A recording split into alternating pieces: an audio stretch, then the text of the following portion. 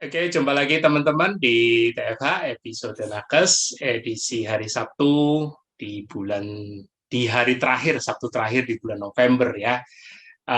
Tanpa berlama-lama, kita mau undang founder kita, Mas Tio Prasetyo. Halo, selamat siang Mas.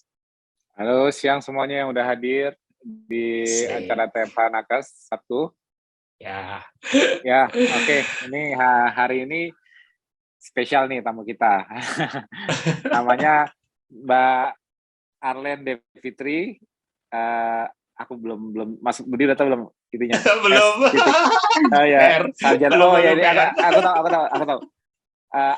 Mbak Arlen Devitri, sarjana sains terapan, magister biomed, betul nggak? Iya. Akhirnya berhasil.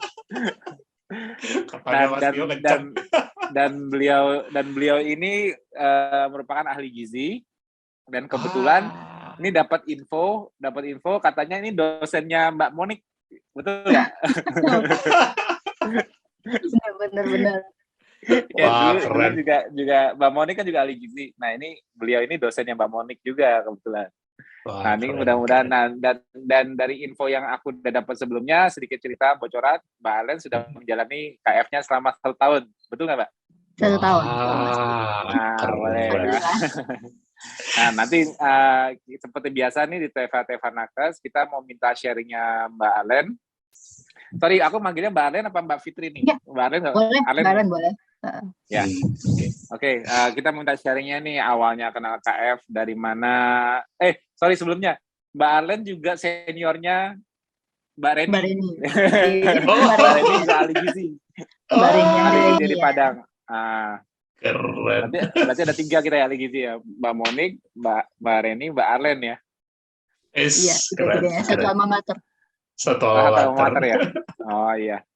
Nah, ini makanya ini bakal seru nih. Aku pengen dengar cerita awalnya Mbak Arlen, awalnya kenal dari mana, terus alasan menjalaninya apa bila ada, dan pas menjalaninya apakah ada perbaikan, kemajuan sesuai harapan, dan juga mungkin ada kendala-kendalanya. Terus nanti juga mungkin ada respon dari lingkungan sekitar, keluarga, atau bahkan sejawat. Pasti ya. Kalau bisa di-sharing Mbak. Semoga pengalaman Mbak bisa turut menginspirasi warrior lain yang nonton saat ini. Monggo Mbak, silakan. Baik, makasih Mas Tio. Ya.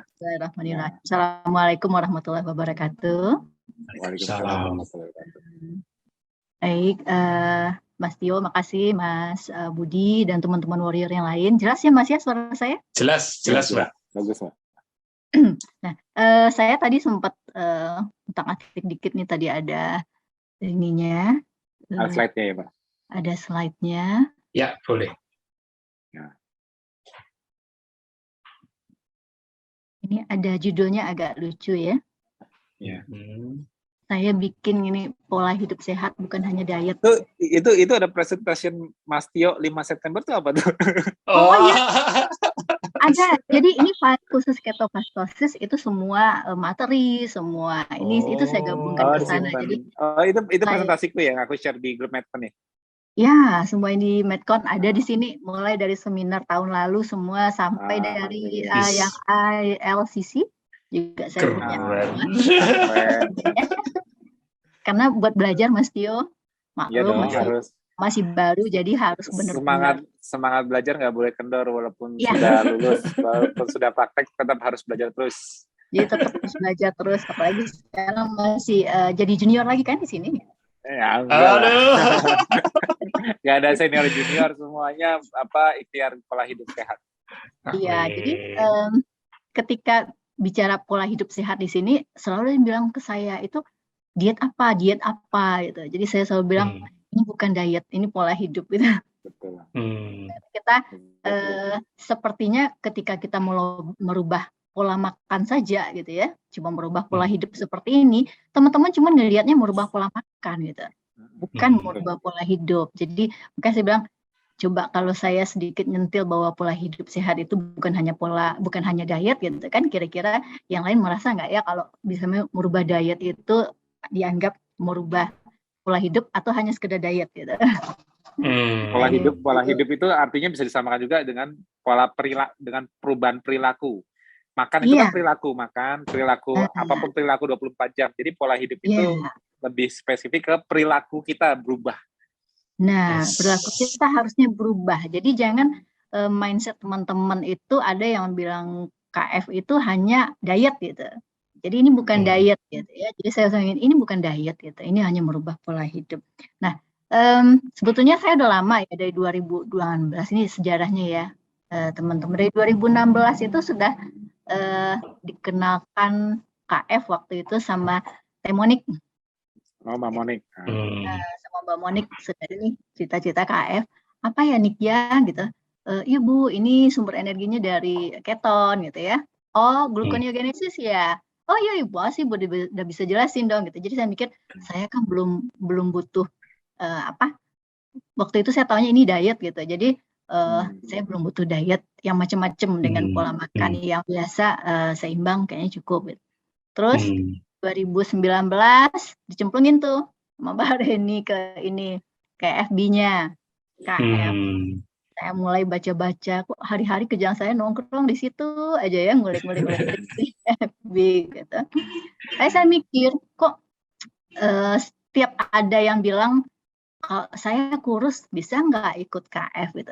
Saya baca, saya ngikutin. Jadi ini saya ngikutin. Karena kebanyakan saya lihat itu yang sudah obes, yang sudah over ya, yang punya penyakit degeneratif itu banyak di situ. Akhirnya begitu saya, oh ternyata bisa ya, gitu. Nah, kemudian saya juga sadar bahwa saya punya riwayat DM dari orang tua saya yang diwariskan gitu ya. Kemudian dari nenek dan ibu saya punya warisan juga ada tumor gitu ya. Tapi mudah-mudahan jangan muncul meskipun sebetulnya gejala-gejalanya sudah mulai kelihatan gitu ya. Ini akhirnya di November tahun lalu itu menjelang ulang tahun ini kayaknya udah saya coba rubah deh gitu. Waktu itu sempat ditantangin, coba aja Bu, bilang Pak Monik sebulan 2 bulan, ya kenapa nggak dicoba gitu. Karena memang saya juga makannya sudah tidak sebetulnya saya nggak suka makan gitu. Saya berat badan saya relatif lebih rendah karena memang saya mungkin karena sibuk bekerja nggak suka makan. Akhirnya saya itu cuma makannya nasinya sedikit, lauknya sedikit, sayurnya sedikit. Saya bilang daripada semua sedikit, mending saya makan lauknya aja gitu. Akhirnya saya ngurangin gitu ya. Karena kalau lihat pola makannya yang kita recommended itu kan piring makanku. Piring makanku itu setengah sayur dan buah, setengahnya ya piring makanku, piringku itu. Jadi nanti ada karbonya 2/3 dari setengah gitu ya. Terus ada sayur, ada lauk. Saya sudah coba karena saya ngajar, kemudian mahasiswa saya praktekkan itu, ayo coba kita hitung kebutuhan makan orang dewasa Indonesia 1 hari, terus coba kita olah, terus kita lihat porsinya gitu kan. Itu begitu kita juga melakukan penelitian gitu, ternyata pola makan masyarakat kita tuh tetap aja kesimpulannya asupan sayur kurang, asupan buah kurang gitu ya. Yang sering berlebih itu memang asupan karbohidrat, asupan lemak, asupan protein juga kurang gitu kan. Nah, ya wajar ya kalau ternyata memang banyak masalah di kita bahwa ternyata pola makan seimbang itu belum bisa jalan dengan baik. Di saya sendiri, di ahli gizi juga begitu. Akhirnya saya mikir, coba deh saya rubah gitu. Kira-kira bisa nggak ya saya merubah pola makannya gitu. Masih merubah pola makan karena masih berpikirnya waktu merubah pola makan. Jadi mulai November saya mulai merubah gitu. Nah, lanjut barangkali ya, Mas, slide berikutnya. Nah, terus saya juga punya masalah. Saya punya masalah dengan kolesterol dan LDL. Nanti saya punya hasilnya juga. Saya sudah diet, ini udah mungkin sudah sekitar beberapa tahun, 4 atau 5 tahun gitu. Jadi kolesterol saya sudah di atas normal dan LDL-nya di atas normal. Itu coba diet biasalah ahli gizi jangan keluar ilmunya itu. Tapi hasilnya sangat tidak maksimal. Berat badan saya sudah turun, tapi yang namanya kolesterol sama LDL tetap makin naik gitu. HDL-nya naik sedikit gitu. LDL-nya naik banyak, kolesterolnya naik banyak, trigliseridnya naik banyak. Wah, ini dan yang lebih parah gulanya ikut-ikutan naik gitu. Jadi sampai terakhir saya periksa itu sudah mendekati ke 100 gula darah puasa dan itu saya tahu sudah mulai warning ya. Ini sepertinya kalau bahasanya Mas Jo itu sel saya udah nggak dengerin lagi insulin itu. Udah dia udah mulai nggak mendengarkan gitu ya. Sel lemak udah mulai nggak mendengarkan sehingga udah nggak terserap lagi, tapi udah jalan bira-biri aja tuh nggak sensitif. Sudah tidak sensitif lagi. Nah, karena sudah merasa seperti itu, akhirnya saya coba ber-KF, start dengan berat badan 50 kilo, agak getar gitu juga. Terus jalan beberapa bulan itu berat badannya turun terus. Sorry Mbak, tinggi berapa? Aku belum tahu. Tadi ada ya? Aku belum baca. 153. 153. Memang basicnya kecil banget. Memang awalnya saya itu badannya kecil. Ukuran saya sekarang ini adalah ukuran saya kuliah dulu. Reverse aging. Iya. Jadi cuma permasalahannya barangkali ya Mbak Eli juga sama nih bersama saya. Saya tuh galau karena gula darah saya kok nggak turun-turun ya gitu. 3 hari saya ikut di KF, saya langsung periksa di lab, nanti ada hasilnya juga, itu udah turun 80. Setelah itu saya kan karena pengen monitoring setiap minggu, saya cek itu naik turun, bahkan sampai 109, turun ke 90, turun. Jadi bolak-balik di sana gitu. Jadi saya mikir, apa saya maladaptasi ya gitu. Saya udah mulai malnutrisi atau saya malnutrisi. Karena waktu saya mulai itu lagi rame itu grup-grupnya malnutrisi. Jadi saya juga mungkin gini, saya sempat awalnya memang terpapar dengan grup itu, cukup dengan makan segini, cuma 2 butir telur itu sudah kenyang. Saya mulai mikir, saya sempat makannya seperti itu juga. Mas Hasil. Jadi saya mulai berpikir nih, saya nyinggung nih Pak, bahwa kita itu nggak mungkin dong dengan 2 butir telur, 2 potong ayam, saya makannya seperti itu awalnya. Terus saya hitung, loh kan protein saya nggak cukup gitu, ini bunuh diri ini namanya gitu ya. Minimal 24 gram basic kita ya, jadi untuk kebutuhan basal aja tanpa ada membuat protein yang baru, hanya untuk penggantian saja, penggantian dari yang dikeluarkan melalui ureum itu minimal 24 gram. Kita hitung dengan basal ureumnya. Itu 24 gram aja saya nggak cukup makan protein. Wah, ini salah, ini diet seperti ini gitu ya. Terus kemudian saya dicemplungin mulai bergabung di Medcon 1 ya, Mas Dio ya. Jadi, nah karena di situ saya mulai baca, oh berarti saya salah nih gitu. Saya langsung merubah pola makan, saya makan lebih banyak gitu. Karena memang saya bisa makan lebih banyak gitu, tapi karena udahlah ngapain saya makan banyak, nanti malah kolesterol saya makin tinggi gitu ya. Hanya ureumnya, ginjal, macam-macam gitu. Nah, saya, ini salah kayaknya, coba saya benerin dulu. Setiap perbaiki lagi bahwa saya butuh protein minimal 24 gram per hari. Ya, itu 24 gram itu hanya untuk minimal basal saya gitu. Kalau ada pemeliharaan, berarti kita butuhnya minimal 50 gram atau 1 gram setiap kilogram berat badan. Jadi kira-kira 50 gram protein harus diasup setiap hari gitu. Nah, seperti di sini kita diskusi malah ketika butuh menambah massa otot, kita bisa tambahkan sampai 2 gram per kilogram berat badan. Jadi dengan berat badan 50 mungkin saya bisa asup 100 gram protein gitu. Kalau memang aktivitasnya tinggi untuk bisa membangun jaringan lebih banyak. Nah, sejak itu memang saya makannya lebih banyak proteinnya, tapi mungkin dan sudah mulai lebih banyak belajar aktivitas pola tidurnya dan lain-lain. Nah, tetapi baru sampai di 6 bulan KF, saya ketibanya si Mas COVID. Pernah kena COVID juga? Senggol juga gitu ya. Kesenggol juga. Kesenggol juga bulan Ramadan waktu itu. Saya nggak ada keluhan, nggak ada gejala yang signifikan ya. Cuma saya ngerasa kok ngantuk ya. Terus saya lebih banyak tidur. Tapi kalau saya mikir, kok ini masih 5 hari puasa, mungkin masih bawaannya Ramadan masih mau tidur gitu ya. Tapi kok saya flu gitu. Saya flu-nya sampai meler gitu. Ini kok berlebihan ya flu-nya gitu. Terus saya tidur, bangun-bangun iseng gitu, pakai minyak kayu putih, kok nggak kecium gitu. Yang aromanya paling keras nggak kecium juga. Saya mulai curiga ini ada sesuatu gitu ya. Akhirnya saya periksa, saya swab dan dinyatakan positif gitu. Masih dengan apa namanya?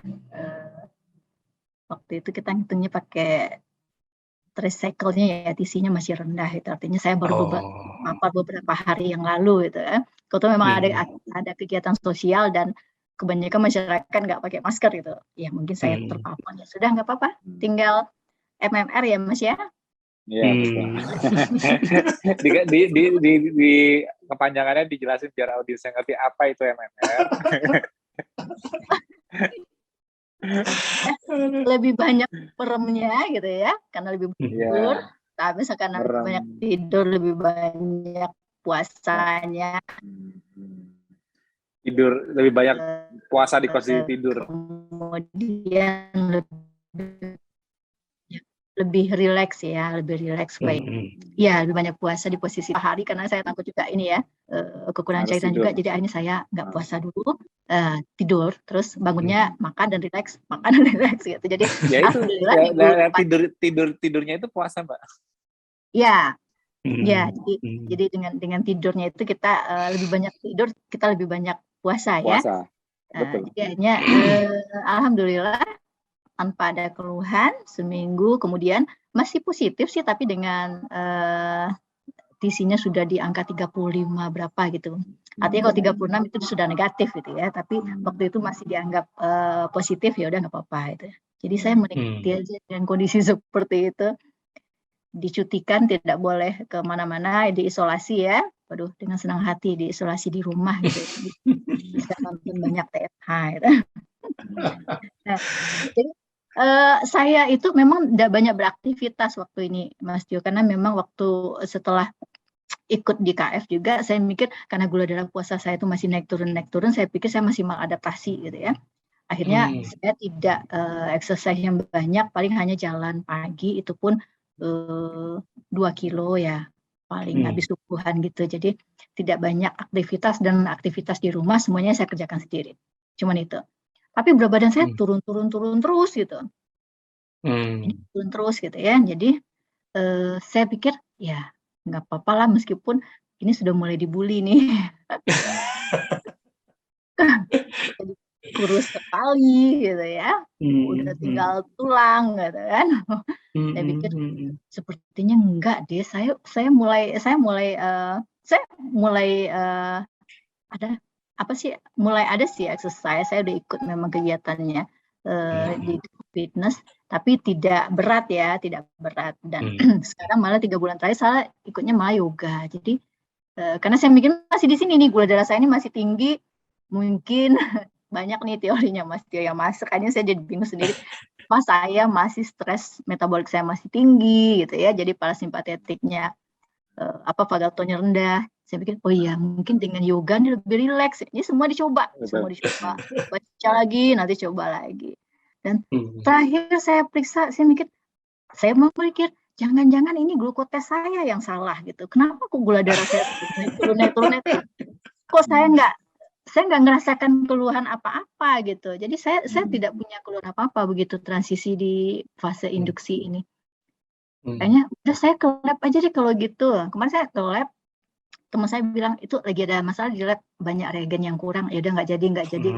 Akhirnya begitu saya bulan kemarin ke lab itu, saya coba periksa, ternyata gula darah saya itu 74. Saya pikir, loh kalau tahu deh dulu di bawah 70, kalau 80 mungkin saya akan lebih rajin olahraganya biar otot saya bisa tambah itu. Dan saya nggak dibully. Jadi sampai teman saya itu bilang gini, kembalilah ke jalan yang benar. Gitunya. Yang tidak berada di jalan yang benar gitu. Nih, barangkali ayo berikutnya. Nah, ini saya coba cek dari beberapa ini ya. Jadi dari awal itu saya sudah mulai gula darah saya mulai naik saya mulai ini berarti sensitivitas insulin saya sudah mulai menurun gitu ya. Iya. Saya sudah mulai restriksi kalori dulu. Diet rendah kalori dulu, karena ini berat badan masih cukup tinggi untuk tinggi segini gitu ya, karena saya juga digerah dengan berat badan 150. Tapi berat badan saya turun, tapi sepertinya tidak ada perbaikan yang lain. Begitu saya mulai KF, kemudian KF 3 hari saya coba cek ke lab, tapi gula darah saya udah turun gitu. Soalnya memang kita dengan 1 minggu pun biasanya kita sudah bisa naik ke fase konsol ya, karena biasanya teman-teman pasti turun gula darah. Ternyata memang gula darah saya udah turun, tapi karena kolesterol saya masih tinggi, HDL saya juga masih rendah, saya menganggapnya masih rendah ya, karena masih di bawah standarnya yang diharapkan. Terus LDL nggak ada masalah, triglycerida juga masih tinggi, asam urat tinggi, nggak usah dipikirin kalau udah KF, nggak usah pikir asam urat gitu. Saya coba penasaran, kira-kira kalau sensitivitas insulin saya sudah mulai terganggu, udah mulai ada nggak HbA1c-nya? Ternyata belum ada, jadi masih kecil dari 2, artinya memang sangat rendah sekali di lab itu. Dan kalau teman-teman kan selalu bilang rasio TG HDL mungkin masih di bawah 3 ya. Iya. Optimalnya di bawah 1. Optimal di bawah 1. Iya, tapi begitu nih apa kabar Mbak Muni? Nongol lagi dia Mbak Monik. Mesti di-download masuk nih. Ya, harus nih, udah masuk. Terus kalau di lab biasa kita kan menggunakan rasio LDL HDL. Rasio LDL HDL saya yang awalnya di atas 3 udah turun ke 2,9. Wah, berarti ini membaik gitu ya. Sudah mulai turun gitu. Nah, yang warning kalau kita di gizi, kita kan selain menilai dari selain menilainya dari metaboliknya, kita juga menilai dari antropometri, dari biokimia dan antropometri. Nah, di standar kita kan untuk Asia itu lingkar pinggang maksimal 80. Kenapa saya sudah ada di angka 81 gitu. Jadi, wah, ini kan sudah di atas standarnya WHO gitu ya. Dan dengan restriksi kalori nggak ngaruh, paling cuma turunnya sedikit 80 gitu ya. Berat badan yang awalnya 55 sudah turun ke 50, tapi labnya masih berantakan. Akhirnya begitu saya sudah 1 tahun di KF, gula darahnya sudah relatif stabil, cuman saya masih bingung Mas Jo, kolesterol saya tinggi sama LDL saya makin tinggi, nggak apa-apa nih. Nggak apa-apa, nggak masalah. Kalau di sini gitu ya. Tapi begitu saya lihat lagi rasionya TG dengan HDL saya itu rasionya 0,5, jadi di bawah 1 ya. Di bawah 1, namanya di bawah 1. Nah ini cukup rendah. Jadi kadang-kadang begitu ngelihat, tetapi dari komposisi tubuh sendiri, dari ukuran tubuh sendiri itu turun gitu. Bahkan berat badannya turun jadi 40, tapi saya nggak kelihatan kurus gitu. Karena di awal-awal KF ketika berat badan turun, kelihatannya lebih kurus ya. Artinya kesannya, karena mungkin kalau saya ngelihatnya mungkin ada beberapa kelihatan sih tulang-tulang menonjol gitu kelihatan, tapi makin lama itu berat badan saya belum naik, tapi nggak kelihatan. Saya mungkin apa masa ototnya turun, terus masa lemaknya turun, masa ototnya nambah gitu. Jadi berat badannya nggak berubah, tapi komposisinya berubah. Nah, sorry Mbak, kalau muscle function-nya gimana yang dirasa setelah KF? Muscle function-nya ada peningkatan nggak? Kayak lebih strength-nya lebih naik, kekuatannya walaupun secara muscle mass belum ya, misalnya secara muscle mass belum nambah, tapi dari muscle function, fungsi otot itu merasa lebih strength-nya naik nggak? Iya. Sekarang saya bisa angkat galon loh. Wih, angkat galon. Dulu saya nggak pernah angkat. Saya bantu menjawab pertanyaan Mbak tadi. Apa saya malnutrisi ya? Nah, malnutrisi. jadi kalau malnutrisi itu akumulasinya mau undernourished, mau overnourished, mau makin kurus atau makin gemuk kan dua-duanya malnutrisi. Betul. Tapi kategori yang kita bisa sangat untuk screen yang paling tepat dia mengalami malnourishnya itu mengalami malnutrisinya pasti terjadi penurunan fungsi otot walaupun nantinya diikuti oleh massa otot ikut turun. Nah, jadi makanya standar pengetesannya itu seperti kayak grip strength. Kalau grip strength kita turun, berarti kita mengalami penurunan massa fungsi otot, muscle function, dan kemudian muscle itunya bisa diikuti dengan sarkom. Makanya kalau yang disebut obesitas itu double burden itu apa? Dia overnourished tapi dia malnutrisi. Kenapa? Karena dia mengalami sarkopenia. Jadi dia beratnya nambah, tapi dia sarcopenic obesity, artinya dia penurunan jumlah massa otot itu justru malah disebut malnutrisi, walaupun dia kategorinya menggemuk. Bisa dilihat dari nanti strength-nya juga turun, kemampuan dia untuk aktivitas fisik nurun, dia lebih malas bergerak, lebih nggak kuat apa-apa. Itu kategori. Atau kita bisa kalau malnutrisi sih bisa terjadi dengan disease related malnutrition.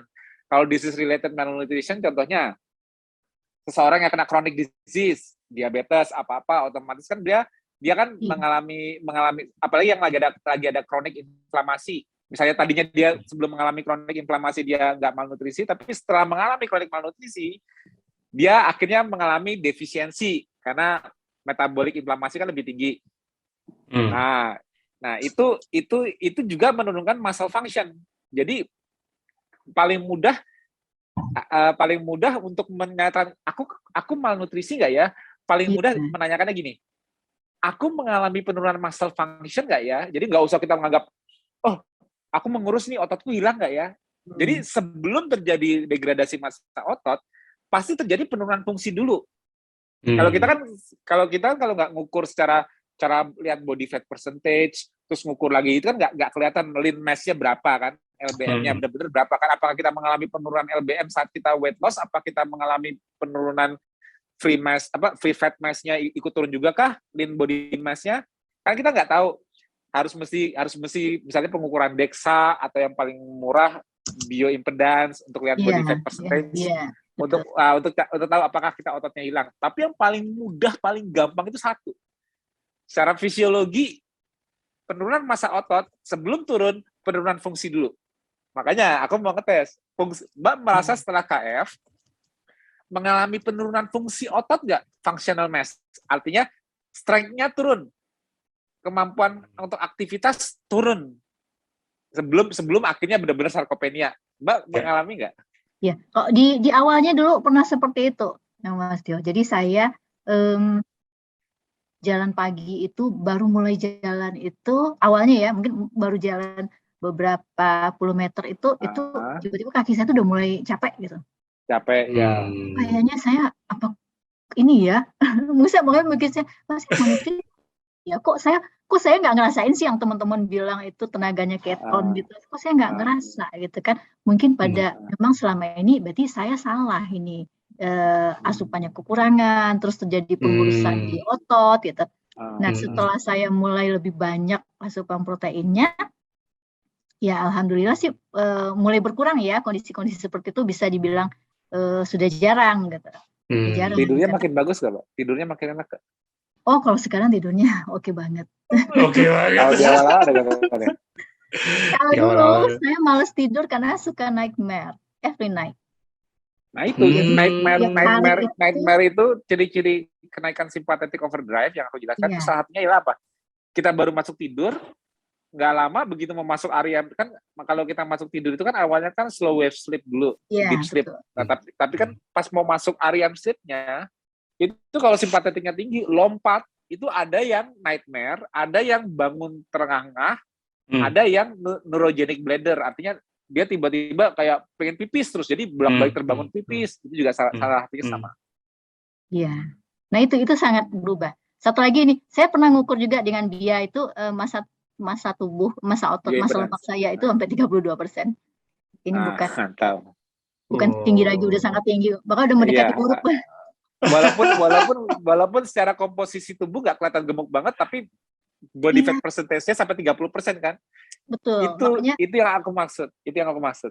Ini yang saya sekarang lagi memang agak concern di bidang gizi. Saya lagi ngambilnya di ini ya, di body composition. Saya lebih banyak mendalami body composition karena banyak sekali bermasalah, kita yang bermasalah itu di sini. Jadi Jangan cuma bicara diet, tapi bicara juga dengan exercise-nya supaya jangan terjadi peningkatan massa otot, peningkatan massa lemak, penurunan massa otot gitu. Betul. Saya mikirnya kejadiannya di sini nih, saya bilang lebih dari 30% itu isinya lemak semua. Jadi begitu saya ke KF, lemak saya mulai dibakar, ya habis dong. Lemak loh ya, bukan otot ya, yang dibakar lemak loh ya, bukan otot ya. Kalau otot fungsinya hilang loh, maksudnya penurunan fungsinya kelihatan. Ya, jadi kalau dengan berat badan 50 kilo, sepertiganya lemak semua. Nah, ini kan berarti ototnya tinggal seberapa gitu. Iya. Itu. Jadi ini kayaknya sarkopenia juga gitu ya. Iya. Saya ini sarkopenia. Mungkin slide berikutnya, Mas Budi. Siap. Nah, ini saya bilang tadi awalnya karena saya ngikutin KF itu makan sedikit kenyang gitu, saya asupannya kurang gitu ya. Begitu saya memperbaiki lagi pola makannya, memperbaiki lagi pola tidurnya, tapi memang kualitas tidur otomatis membaik ya. Sangat membaik. Asal dengerin sinyalnya aja, jangan udah ngantuk tapi tar dulu jam 10 aja, jam 11 aja. Itu yang sering akhirnya hilang sinyalnya. Kadang-kadang masalahnya muncul seperti itu, Mas Tio, karena banyak kejar target dengan pekerjaan, akhirnya ya harus mengabaikan sinyal, akhirnya tidak bisa tidur gitu ya. Pernah saya waktu itu berusaha tidur sampai 3 jam, saya cuma senyum. Ternyata seperti ini ya, yang waktu itu masih harus tidur, ternyata nggak bisa tidur. Nggak boleh, itu arousal, jangan memaksakan tidur itu harus semua ilmu dikeluarkan gitu, ternyata nggak bisa tidur. Saya bilang ya sudah, di mana bisanya aja, akhirnya tertidur. Bener, begitu gimana bisanya malah tidur. Yang terasa itu adalah kualitas tidur itu memang sangat berubah. Jadi sejak di KF itu kualitas tidurnya berubah, betul-betul tidak bisa dikatakan nggak ada lagi, nightmare-nya nggak ada lagi. Begitu tidur hilang, udah nggak tahu apa-apa. Dan memang seringnya itu cukup panjang ya. Saya belum pernah ngukur deep sleep saya, tapi sepertinya itu sampai jam 3 atau sampai jam 4 itu toks gitu, baru mulai langsung REM sleep-nya mulai kebangun, ada kedengaran sesuatu, itu kebangun tapi masih ingin tidur gitu ya, masih light sleep-nya. Tapi kualitas tidurnya sangat-sangat membaik gitu. Kalau saya bilangnya sangat membaik karena memang nyaman, tubuh lebih nyaman, lebih tenang. Kalau dulu agak emosional gitu ya, agak perfeksionisnya, sekarang sudah lebih tenang. Kemudian kalau berkaitan dengan pola makan, saya nggak pernah cheating. Alhamdulillah, keren banget nih. Karena saya memang makannya sedikit, jadi begitu kalau misalnya nasi dikeluarkan gitu ya dari piring makan, dengan senang hati, berarti yang lain bisa nambah gitu ya. Kemudian cravingnya juga nggak terlalu, kalaupun lagi pengen kue gitu kan banyak ya di ketong, kita bisa ngolah ngobrol jadi gitu. Jadi tidak terlalu bermasalah ya dengan merubah dia. Kemudian ada satu juga motivasinya, saya juga jelasin ke teman-teman saya bahwa kalau kita bicara sumber zat gizi, itu kan yang esensial nutrisi yang kita butuhkan itu kan hanya protein, lemak, ya omega 3, omega 6 plus vitamin dan mineral gitu kan. Nah, itu semua kan sudah ada di hewan. Kita tidak perlu lagi suplementasi yang mahal-mahal. Kemudian kita juga mungkin tidak perlu menambahkan yang dari produk nabati karena hewani itu bioavailability-nya lebih tinggi. Ketika kita bicara, kita seminar di mana-mana, bicara tentang anemia, bicara tentang stunting, bicara tentang masalah gizi yang begitu banyak. Saya cuma bilang, solusinya cuma satu, saya bilang, tingkatkan protein hewani, sudah. Itu saja, tingkatkan protein hewani. Jadi ketika anak diberikan makanan, fokusnya lebih banyak hewani, pasti tercukupi semua. Kalau sekarang, produk makanan yang ada sekarang kan lebih banyak olahan ya, olahan begitu tuh isinya cuma 2 aja, karbo sama lemak plus natrium satu lagi 3. Itu stok itu yang diberikan ke anak, ya otomatis stunting karena proses pertumbuhan dogma sentral pembentukan protein itu letaknya di vitamin mineral, kemudian bahan bakunya asam amino. Nah itu semuanya ada kalau dikasih, kalau sekarang itu kalau aku lihat Mbak, bagusnya, bukan bagusnya sih, starch atau karbohidrat starch. Ya. Dengan itu profit bisa lebih besar. Jadi ya, betul. Daripada aku menjual daging, ya, mendingan aku menjual bakso. Karena apa? Kita banyakin starchnya aja, bakso lebih kenyal kan. Nah kalau bakso lebih kenyal kan, tapi kan dengan profit yang didapat lebih banyak dong. Contoh gini deh, contoh gampang deh. Pizza. Kita rotinya itu kan yang bikin dia cepat kenyang. Udah kenyang aja dengan ini makan starchnya. Jadi lebih hemat dagingnya, tapi dengan profit lebih. Jadi addition of starch atau tepung-tepungan untuk yang karbohidrat untuk makanan saat ini itu sebetulnya lebih ke arah ngejar ke ininya, ke apa namanya, making money. Jadi kalau aku sih lebih prefer kalau mau makan sumber hewani, jangan makan pizza, bakso, apa yang gitu ya, kalau kita boleh. Tapi jangan makan yang itu bukan hewani. Kadang-kadang masih ada mistik. Aku aja di Japan juga masih ada mistik. Karena mereka menganggapnya kayak contohnya, makan bakso atau makan apa itu, tapi mereka nggak lupa unsur starch-nya. Realnya aja. Jadi semakin mendekati bentuk aslinya. Kira gini, mau makan ayam, ingat aja kalau kita makan paha ayam udah kelihatan tuh aslinya. Mau makan ikan, ada ikannya kelihatan, ini ikannya. Kan nggak perlu dalam bentuk somai. Gitu lah. Jadi kadang-kadang mereka mikirnya makan hewani, padahal itu makan bayinya itu kebanyakan startnya. Jadi akhirnya sumber hewaninya sendiri sedikit. Itu yang bikin kekurangan gitu. Mereka mikirnya udah makan hewani, padahal tanpa sadar ya kekurangan. Karena olahan dan banyak. Bahkan yang terlihat lagi, kalau yang dijual di sekolahan malah cuma dengan rasa Iya gitu lah ya. Ngejar palatability aja, tapi nggak ngejar nutrisinya. Nah, itu dia di situ. Jadi makanya saya bilang kita kembali ke hewani deh supaya bisa menyelesaikan masalah seperti ini. Terus hewani kan mahal. Nah, biasalah profitnya lagi. Hewani mahal. Kan kita punya ikan. Sebenarnya ikan yang lebih murah. Mas Dio bilang saya ikan lebih banyak karena Padang itu surganya ikan ya. Pas banget di sini. Bagi jenis ikan di sini. Sampai kita punya forum ikan gitu. Itu yang dibentuk dari pemerintah daerah itu punya Forikan ya, forum ikan itu. Nah itu kita lagi menggalakkan gemar makan ikan. Nah itu kan solusi juga ya. Jadi saya bilang ya udah berarti nggak salah dong. Berarti saya ada di KF ini nggak salah dong gitu. Semua zat gizi yang saya butuhkan tuh ada di sini gitu. Semua makro-mikronutriennya ada. Jadi ya sudah, jadi betah di sini gitu. Lebih nyaman di KF kalau saya melihat di sini. Tinggal kalau naikin masa otot ya biasalah ya. Coba berdamai dengan 5 pilarnya dulu ya. Kemudian terutama tidurnya. Ya. Jadi kalau latihan karena merusaknya, meminta pembangunannya di gym atau olahraga.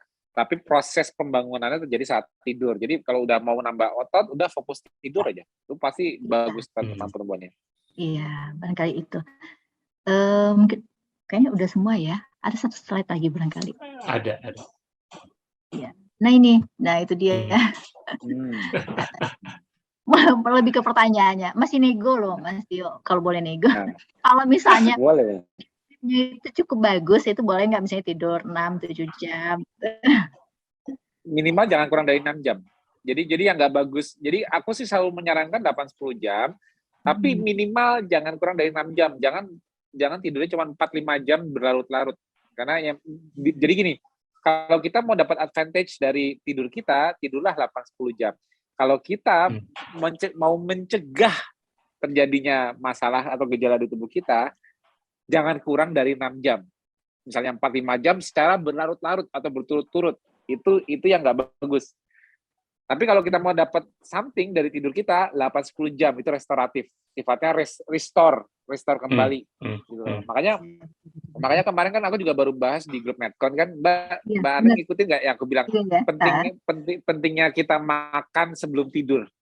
Kan kalau mungkin kalau pendapat tadi kan kalau makan justru jangan dekat-dekat tidur nanti kamu mau tidur. Kan fase lama ya. Tapi kalau aku bilang gini, kalau kita di alam liar, manusia yang nggak punya ilmu, itu mereka nggak tahu kalau habis makan kekenyangan, terus dia jadi food coma, terus langsung ngantuk tidur. Mereka nggak tahu secara ilmu, jadi mereka melakukannya secara insting. Jadi kalau makan kenyang sebelum tidur itu sebetulnya bukan ilmu baru. Walaupun aku kemarin share jurnalnya 2021. Ditemukan jurnal 2021 terbaru justru malah bilang saat makan terbaik ialah sebelum tidur. Karena kenapa? Karena big meal sebelum tidur itu meningkatkan kualitas. Jadi kemampuan slow wave sleep-nya meningkat. Betul. Deep sleep-nya meningkat. Karena umumnya kita kalau kekenyangan itu mengalami food coma. Jadi kayak, nah kalau dari sisi exercise atau nge-gym, kan tujuan kita kan bisa gini. Kan kita ngerusak otot nih. Betul. Nah, di kondisi kita puasa atau kita ngerusak otot, itu kan terjadi negatif protein balance. Negatif protein balance gini. Jadi aku jelasin dulu mengenai protein turnover. Jadi tubuh kita itu sebetulnya sehari itu terjadi protein turnover. Turnover itu ialah perputaran antara membuat dan menghancurkan. Nggak usah diapa-apain, itu terjadi terus. Jadi protein turnover ini yang membentuk amino acid pool. Jadi di darah kita itu ada dianggap kolam amino acid yang free-nya. Nah, free amino acid pool ini berdasarkan dari protein sintesis versus protein degradasi itu rate-nya itu sekitar 400 sampai 500 gram sehari, bayangin. Dalam sehari tubuh kita menghancurkan dan membangun lagi 400-500 gram sehari. Padahal kita makannya paling cuma berapa gram kan? Misalnya kayak 2 gram 2 gram kali berat badan aja. Makanan kita itu nggak bisa ngimbangin protein turnover yang terjadi di tubuh kita 400-500 gram. Nah, jadi tubuh kita itu selalu mengalami transisi dari negatif protein balance ke positif protein balance. Contohnya kalau kita sedang puasa, kita olahraga, tubuh kita mengalami negatif protein balance. Jadi kita negatif protein balance itu apa? Artinya tubuh memaintain kebutuhan proteinnya dengan pool amino acid di darah yang free itu. Nah, nanti pada saat kita masuk makanan, kita mengalami protein positif balance. Terutama kalau kita masukin protein di makanan, jelas dong makan hewani pasti ada proteinnya kan. Nah, tapi jangan lupa, ini secara fisiologi, aku mau ngajak berpikir secara fisiologi. Kalau kita makan di kondisi terjaga, kita bisa membuat positif nitrogen balance. Jelas dong dari posisi protein yang masuk. Sepakat? Tapi ingat satu hal. Postprandial protein pun, postprandial artinya protein setelah makan pun, kalau tidak ada kebutuhan eksesnya, misalnya negatifnya ke cover, positifnya naik, dan akhirnya amino acid pool-nya naik, ekses, tebak. Proteinnya akan dijadikan apa? Akan diarahkan kemana? Ke glukosa. Exactly. Betul nggak? Gluconeogenesis, betul nggak? Oke. Sekarang gini, kalau Mas Budi masih megang pattern kortisol nggak? Coba megang pattern 24 jam kortisol sirkadian. Ntar aku cari ya Mas ya. Nah. Aku mau ngajak berpikir fisiologi ini sudah gampang banget cara ngeliatnya. Karena kortisol itu ialah hormon yang memicu gluconeogenesis. Itu sebabnya kalau kortisolnya lagi tinggi, otomatis semua substrat non glukosa, contohnya seperti gliserol dan amino acid, akan diarahkan ke liver untuk menjadi gula, bukan kalau kortisolnya lagi naik. Iya, berarti jadi gluconeogenesis. Nah, tapi kita lihat pattern kita dalam sehari, kita tuh sebetulnya cocoknya makan itu kan pada saat kortisol sudah turun. Artinya supaya kita efektif menggunakan makanan kita. Saat kortisolnya sudah turun, artinya gluconeogenesisnya tidak berlebihan, artinya kita memastikan bahwa amino acid kita bakal digunakan untuk repair, betul nggak? Iya. Nggak bakal dikatabolisme menjadi glukos. Karena kan kalau dikatabolisme menjadi glukos kan rantai nitrogennya dibuang lewat urea. Iya. Ya kan? Amonia lalu urea kan?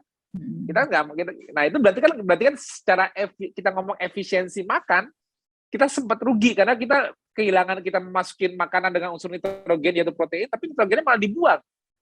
Artinya kan nggak jadi something. Karena kalau tetap bertahan nitrogennya di dalam kan berarti kan kita bisa jadi something fungsional. Otot itu kan kandungan nitrogen. Ya dong? Iya. Nah, makanya itu sebabnya. Nah, itu dia nih. Makanya kenapa kita kalau kita makan ikan, telur, ayam, daging kan berarti kan kita kan makan protein kan? Pasti dong, ada lemak juga. Itu sebabnya kenapa kita cocoknya makan saat kortisolnya sudah turun. Artinya apa? Kortisol itu kan katabolik hormon yang mengkatabolisme yang memicu gluconeogenesis, liver buat gula dari substrat non glukosa, contohnya amino asid. Kalau kita makan di kondisi kortisol kita masih tinggi, otomatis kebanyakan amino asidnya harusnya positif balance di darah itu bakal diarahkan ke arah gula. Nah, tapi kalau kita, makanya aku bilang, lihat deh pada saat kayak contohnya nih, aku makan di jam 6 sore misalnya, habis maghrib. Jadi kalau kita makan big meal-nya di sore hari, selain membantu kita tidur, tapi memastikan juga degradasi amino asidnya itu katabolismenya tidak ke arah gula, tapi ke arah repair fungsional ke tubuh kita. Karena pada saat tidurlah, pada saat malam hari, kondisi kortisol kita secara fisiologi ialah paling terendah. Ini di luar faktor kalau ada stress overdrive ya, misalnya banyak pikiran, stres dibawa pulang. Nah itu memang yang kita harus koreksi. Tapi kalau secara fisiologi, kondisi kortisol kita terendah ialah di malam hari. Itu sudah pasti karena kita dibimbing mau tidur. Jadi semua katabolik hormon, epinefrin, adrenalin, kortisol, katekolamin ya, itu semua diturunkan di malam hari. Kenapa? Kita mau diposisikan tidur. Pada saat kita memasukkan amino asid di kondisi ini dalam jumlah besar, nah kalau kita ada demand, ada kerusakan di pagi siang harinya, nah chance amino asid itu untuk mengisi, memperbaiki untuk digunakan sebagai diutilisasi lebih tinggi di saat kortisol tinggi atau kortisol rendah? Kortisol rendah pastinya. Ya iya, makanya aku bilang sleeping is healing. Makanya dibilang sleeping itu ialah zona paling anabolik dalam 24 jam. Kenapa paling anabolik? Kenapa? Coba lihat, dari kita bangun pagi, kortisol udah tinggi. Artinya apa? Ini tinggi fisiologi ya, kita pakai simpatetik. Jadi apa? Sebetulnya terjaga itu ialah kondisi katabolik. Tubuh kita bisa maintain kondisi terjaga ini. Walaupun kita makan, tapi kondisi kita ialah dominan hormon-hormon katabolik. Kondisi terjaga dan kita akan menurun menjadi anabolik sebenarnya pada saat tidur, karena saat tidur pembelahan sel terjadi, proliferasi sel terjadi. Contohnya kayak kemarin di jurnal aku share, hemapoietin untuk sintesis hemoglobin terjadinya di malam hari, terutama yang HB rendah. Tuh ingat, kalau HB rendah tidur nggak bagus, selesai deh. Masalah anemia itu beres kalau tidurnya bagus dan amino asidnya cukup sebelum tidur. Kenapa? Karena proses terjadinya pembelahan sel, perbaikan sel, restorasi, muscle protein sintesis, paling tinggi muscle protein sintesis, dan muscle degradasi, memang itu protein turnover terjadi sepanjang hari. Tapi volume ke arah MPS-nya, muscle protein sintesis, lebih tinggi di malam hari. Kenapa? Karena katabolik hormonnya turun semua. Artinya kalau mau dibandingin mana yang lebih anabolik, siang hari atau saat tidurlah paling anabolik. Karena tubuh kita paling mampu restoratif, merestore semua kerusakan-kerusakan, cell division, terus hemapoietic stem cell kita perputaran juga meningkat untuk memperbaiki apa kerusakan-kerusakan. Berarti kan sisi paling anabolik sepanjang 24 jam itu kan saat tidur. Nah, bahan baku untuk anabolisme ini justru malah paling bagus sebelum tidur. Nah, jadi saranku ini bukan aku ngajarin orang makan 1 kali sehari loh. Aku cuma bilang aku cuma bilang posisi terbaik untuk jumlah terbesar dari makanan ialah sebelum tidur. Jadi kalau misalnya kita buka jam 12, ya, misalnya kita buka jam 12, ini di kondisi sehat ya, nggak ada maladaptasi ya. Kalau buka di jam 12 terus kita masih ada kondisi di kerja, di kantor, kalau aku bilang ya, contoh menu. Pas buka jam 12, aku makan telur sama ayam 2. Dah. Mau snack lagi, masih lapar. Nanti masih lapar, ntar jam 3 aku makan lagi alpukat. Ya mau makan ayam lagi 2 boleh. Tapi jangan lewatkan dinnermu. Kenapa? Begitu sampai rumah, makan all you can eat. Habis maghrib sebelum ya bolehlah jam 5 atau habis maghrib atau jam 4 boleh. Itu makan all you can eat. Makan sampai kenyang, benar-benar ngerasa kenyang, itu dimakan terakhir. Jadi walaupun bukanya di jam 12, makan terakhir itu paling kenyang. Kenapa? Karena nanti makan yang kenyang ini yang membuat kita food coma. Kita mengalami sleeping pressure. Kita nggak bisa mikir. Jadi jatuhnya itu kalau kita makan sore harinya kenyang banget, otomatis ya kalau bagi yang muslim, lihat aja deh, salat maghrib sama salat isanya kalau nggak nguap-nguap. Iya. Nah, udah nguap-nguap. Kenapa? Karena kita kekenyangan, terus kita nggak bisa mikir karena food coma. Akhirnya kita pasrah. Masuk tempat tidur juga pasrah. Nah, apa nggak mudah tidurnya? Nggak sempet pikiran melayang kemana-mana, nggak sempet jantung berdebar. Karena apa? Relaksasi responnya pasti muncul kalau kekenyangan. Pas kekenyangan itu simpatetik dulu naik, tapi relaksasi responnya muncul afterward. Kita kayak 1-2 jam setelah makan itu pasti kayak udah les. Memang habis makan nggak langsung ujuk-ujuk ngantuk, tapi biasanya udah food coma tuh, udah aduh begah nih, nggak ada kenyang-kenyang, nggak bisa makan lagi, mau ngemil aja kayaknya udah nggak kuat. Nah, makan sampai, jadi makan terakhir dengan real food itu kalau aku bilang sampai nggak mampu ngemil. Kalau masih mampu ngemil, real foodnya berarti kurang. Makan lagi, kenyang. Jadi kita nggak ngemil, kalau kita masih bisa ngemil kan berarti kan masih ada belum kenyang, tambahin cemilan. Mendingan real food lagi sampai kenyang. Itu nanti kepicu kita untuk gampang drowsy, gampang ngantuk, masuk tidur, plus langsung deep sleep. Deep sleep kenapa? Karena kita di posisi rest and digest. Tubuh kita memanfaatkan semua pencernaan pada saat kita tidur itu resting, semua pencernaan itu bekerja untuk apa? Parasimpatetiknya, untuk memberikan supply. Dan bagusnya lagi, distribusi dari absorpsi nutrisi tidak tercounter oleh katabolic hormon seperti kortisol. Ya dong? Ya kan? Iya, betul. Terfokuskan untuk anabolic stage. Artinya kita memperbaiki berbagai macam, restorasinya kepake semua, efisiensinya tinggi.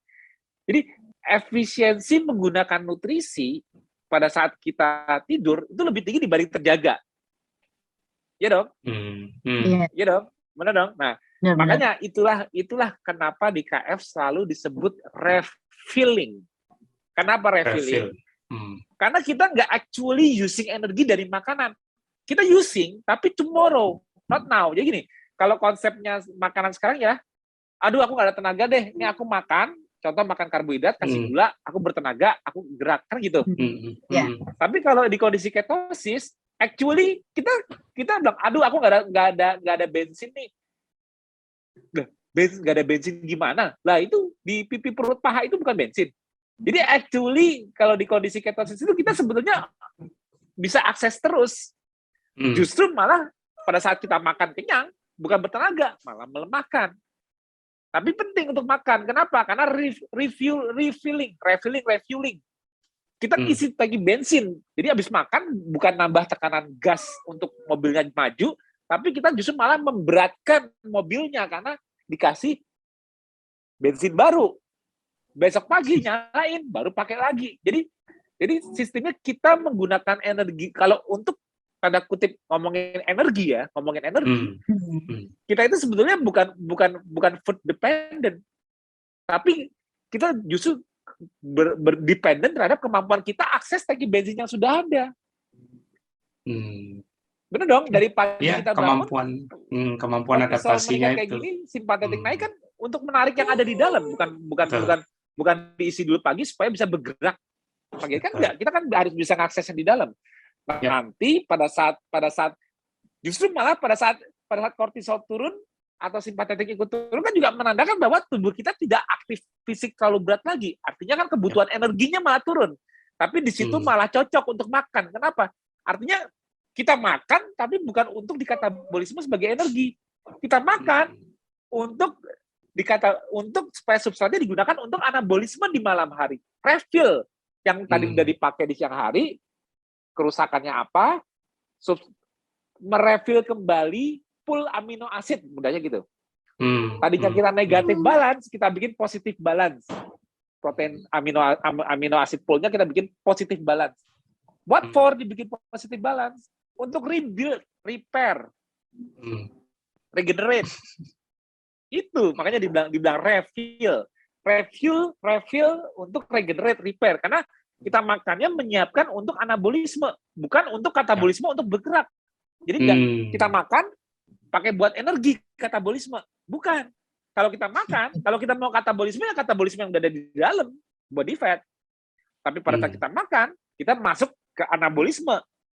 Jangan dikontrakan dengan aktivitas fisik yang terlalu tinggi lagi. Kan kalau misalnya gini, contoh gini, aku habis makan nih ikan telur ayam. Habis itu aku kerja, anggap aja kerja lari aktivitas fisik. Kira-kira kortisolnya naik nggak kalau kita aktivitas fisik? Nah, kalau naik, kira-kira tadi makan ikan telur ayam 100 gram misalnya, katabolisme protein menuju amino asid untuk repair sama amino asid untuk glukos banyakan mana? Kalau dari kondisi kita aktif lagi. Jadi glukos.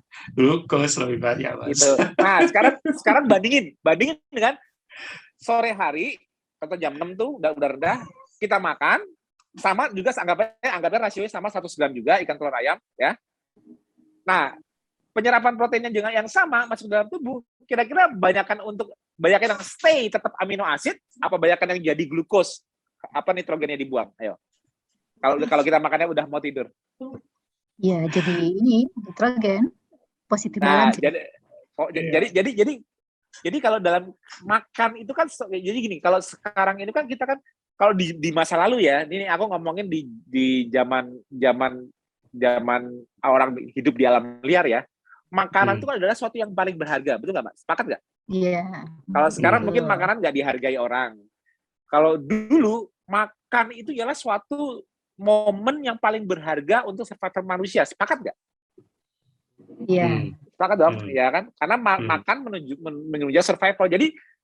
Jadi manusia somehow kalau makan itu harus menciptakan suatu efisiensi dari apa yang dimakan. Setuju nggak? Ya, karena semakin tubuhnya bisa tepat mengutilisasi makanan, semakin kemampuan survivalnya meningkat. Setuju nggak? Yap.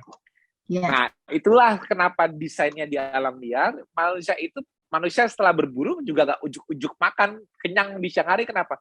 Mereka juga nggak usah diajarin pun, mereka juga pulang dulu ke tempat yang aman, diproses dulu, dipanggang dulu, dibakar dulu, baru sore-sore atau dinner mereka makan besar, baru mereka tepar rame-rame, nggak pakai ilmu itu, mereka nggak tahu protein balance apa nggak ngerti mereka nutrisi. Tapi secara nggak langsung alam itu memberikan clue dari matahari mulai naik dan turun kembali. Polanya itu ternyata selaras dengan fisiologi sebenarnya pada manusia. Kenapa? Mereka pada saat pagi hari mencari makannya dulu. Mereka nggak buka kulkas. Di kulkas gue ada apa ya? Gue mau makan apa nih supaya bisa buat berburu, buat tenaga. Nggak ada kan? Ya mereka bangun pagi ya harus siap cari makan. Nah, artinya mereka kalau untuk katabolisme, artinya untuk menghasilkan energi, ya mereka ambil yang di dalam, bukan makan dulu. Nah, tapi pada saat mereka justru setelah mereka makan, mereka mempersiapkan diri untuk proses anabolisme. Artinya apa? Tidur. Paling anabolik, mereka repair semua kerusakan otot-otot mereka semua, dan tidak ada counter dari katabolik hormon yang normalnya muncul di pagi ke siang hari. Itu makanya aku bilang, coba deh nanti dari jendela makan, kenapa kalau di KF itu jendela makan diajarinya makin ke sore hari? Karena jujur desain awalnya ngikutin pattern ini supaya makan itu makin efisien. Makan di kondisi kita siap menjadi anabolik. Makan tuh anabolik ya, kita siap menjadi anabolik. Kita repair, regrow, regenerate. Makan kita nggak kayak orang kita dulu. Kita kalau dulu makan dulu, justru malah lucu gini. Kalau zaman kita sebelum KF atau karbo, justru kita paling takut di malam hari. Kenapa? Jangan makan di malam hari. Artinya apa? Karena kan malamnya anabolik tuh. Tapi kalau yang kita makan karbohidrat, anaboliknya ke arah apa? Lemak bukan, dan penggemuk. Iya. Itu. Karena kan gula. Ya. Karena kan kita memasukkan gula, di mana gula itu nggak bisa stay lama-lama di darah. Iya. Karena tubuh pasti pengen buru-buru menurunkan kembali gula. Makanya kenaikan gula setelah makan, konversi bila tidak ada penggunaan untuk energi, pasti konversinya selalu menjadi apa? Lemak bukan di liver. Iya, pasti. Selalu lipogenesis nggak? Iya, lipogenesis. Pasti. Nah, itu kalau makan karbo di kondisi anabolik. Makanya orang kalau masih makan karbo, mereka prefer taruhnya di pagi hari saat kortisolnya tinggi, katabolismenya tinggi.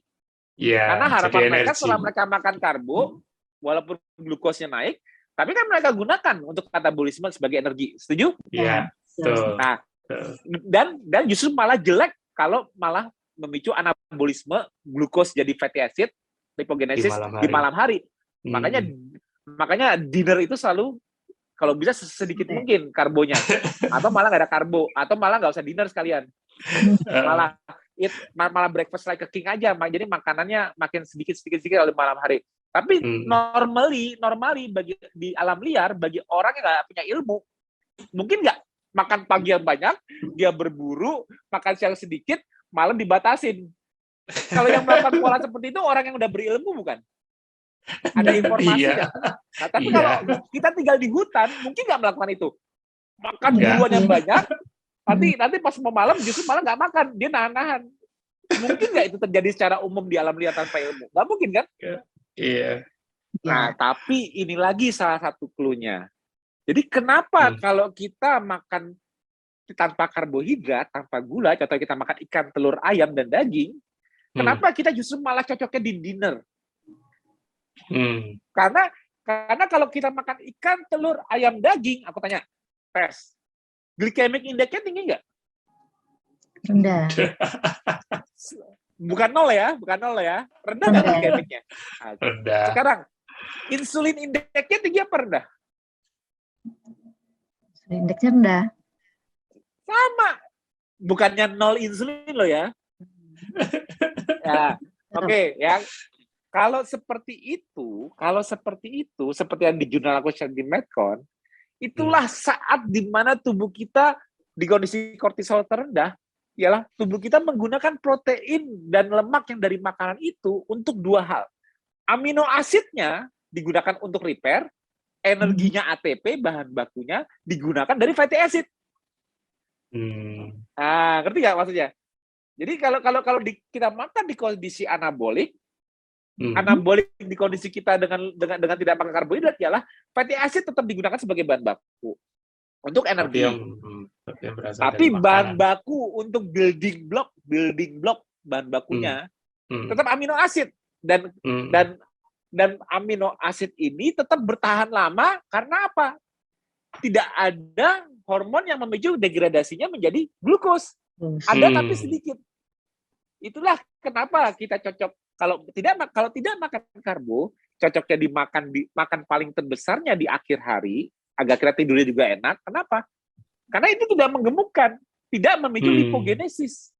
Sedangkan kalau kita makan karbo di malam hari, otomatis itu memicu lipogenesis lebih tinggi. Makanya kalau makan karbo, sisi karbo itu harus ditaruh di posisi karena karbo atau gula identik dengan energi, ya taruhnya di mana? Di sisi yang katabolisme paling tinggi, pagi hari. Tapi kalau ngikutin ini kan ngikutin breakfast is the most important meal. Jadi para ahli kesehatan menyarankan untuk mengumpulkan karbohidrat atau makan besarnya di pagi hari, jangan di malam hari. Salah apa benar? Benar kan? Nggak salah. Karena kalau kita bikin RCT, kita bikin pengetesan untuk melihat status karbohidrat, kita bandingin orang yang makan karbo terbesarnya itu di pagi atau di malam hari, pasti semua jurnal rata-rata mendukung karbo di pagi hari. Karena cara fisiologinya mudah ditebak. Kenapa? Tubuh tidak mau gulanya lama-lama. Kalau nggak ada yang pakai, pasti jadi lemak. Selesai nggak? Selesai. Nah, itu dia makanya. Tapi tubuh kalau tidak makan karbohidrat, otomatis dia bisa ngambil lemak dari badan kita. Justru di saat pagi hari ini, saat hormon katabolismenya lagi tinggi, itu menunjukkan bahwa disitulah manusia mengambil tangki bensinnya dari dalam untuk menghasilkan energi. Katabolismenya terjadi, bukan ke otot. Kemana? Ke lemak. Ke body fat. Nah, yakin Mas ototnya nggak hilang? Ya Pak tanya tanyain ke orang yang KF atau tanyain salah satunya Mbak Arlen di sini. Kalau ototnya hilang, nggak perlu ngitung-ngitung massa lemak dulu. Nggak perlu ngitung-ngitung rasio massa lemak dan massa otot dulu dengan bioimpedans maupun sebagainya. Rasakan dulu secara awam pribadi. Saya melemah apa enggak? Karena apa? Fisiologinya sebelum terjadi sarkopenia ialah penurunan muscle function. Itu dulu. Function dulu turun, baru mass. Iya. Strength dulu turun, diikuti dengan katabolisme di mass-nya. Sama jadi jalur itu kayak orang cancer cachexia. Jadi kayak wasting pada orang cancer. Ya, dia fungsinya menurun, inflamasi meningkat, lama-lama rontok ototnya. Nah, baru fungsinya makin jelas-jelasan kelihatannya.